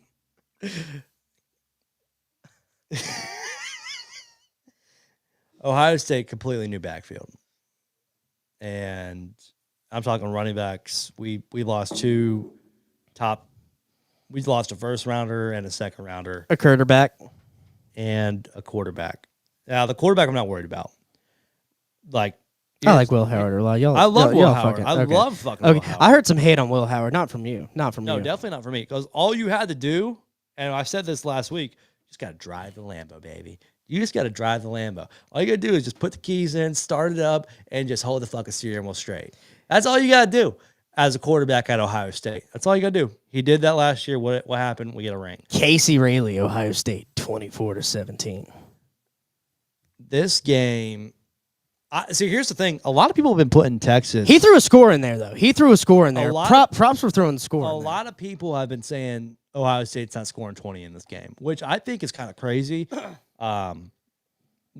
Here's two things I'm going to add on this game. You have two of the best offensive minds in Ryan Day and then Brian Harlan, who is now going to be the offensive coordinator for Ohio State, who has produced every phenomenal wide receiver that's came out there the past 10 years. Yeah. This is his chance to show that the play calling is going to be good because he's in charge of it now. I will say this. Expect the ball to be thrown because now your offensive coordinator, who was the wide receiver coach for 10 years, he's going to hammer Jeremiah. He's going to hammer Hanner. that was a girl that my buddy had a crush on in high school. He's going to Hanner. I think when it comes to the Ohio State wide receivers, you're going to be seeing a lot of guys get a lot of looks this year. Jeremiah is going to have a good game. This isn't going to be a game where he's catching 2 or 3 passes. He can't be the only one though. Yeah, you're right. They got to look around. They got to look around. He's absolutely not. Let him know. Yeah, he's absolutely not. I've said it for a while. Ohio State has the best wide receivers in the country, and this isn't just like they'll have one really good one every 3 years like LSU. Like this is every fucking season we have a first rounder at Ohio State, like in the wide receiver position. They haven't really paired out to be great in the NFL every time, but I will say I think we always produce year after year the best wide receivers and Purdue.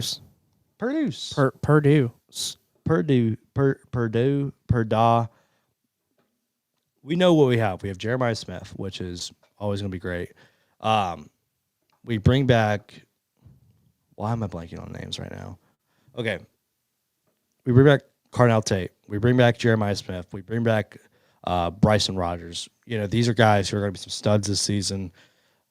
I feel like when it comes to just the game itself, we're going to be seeing a lot of.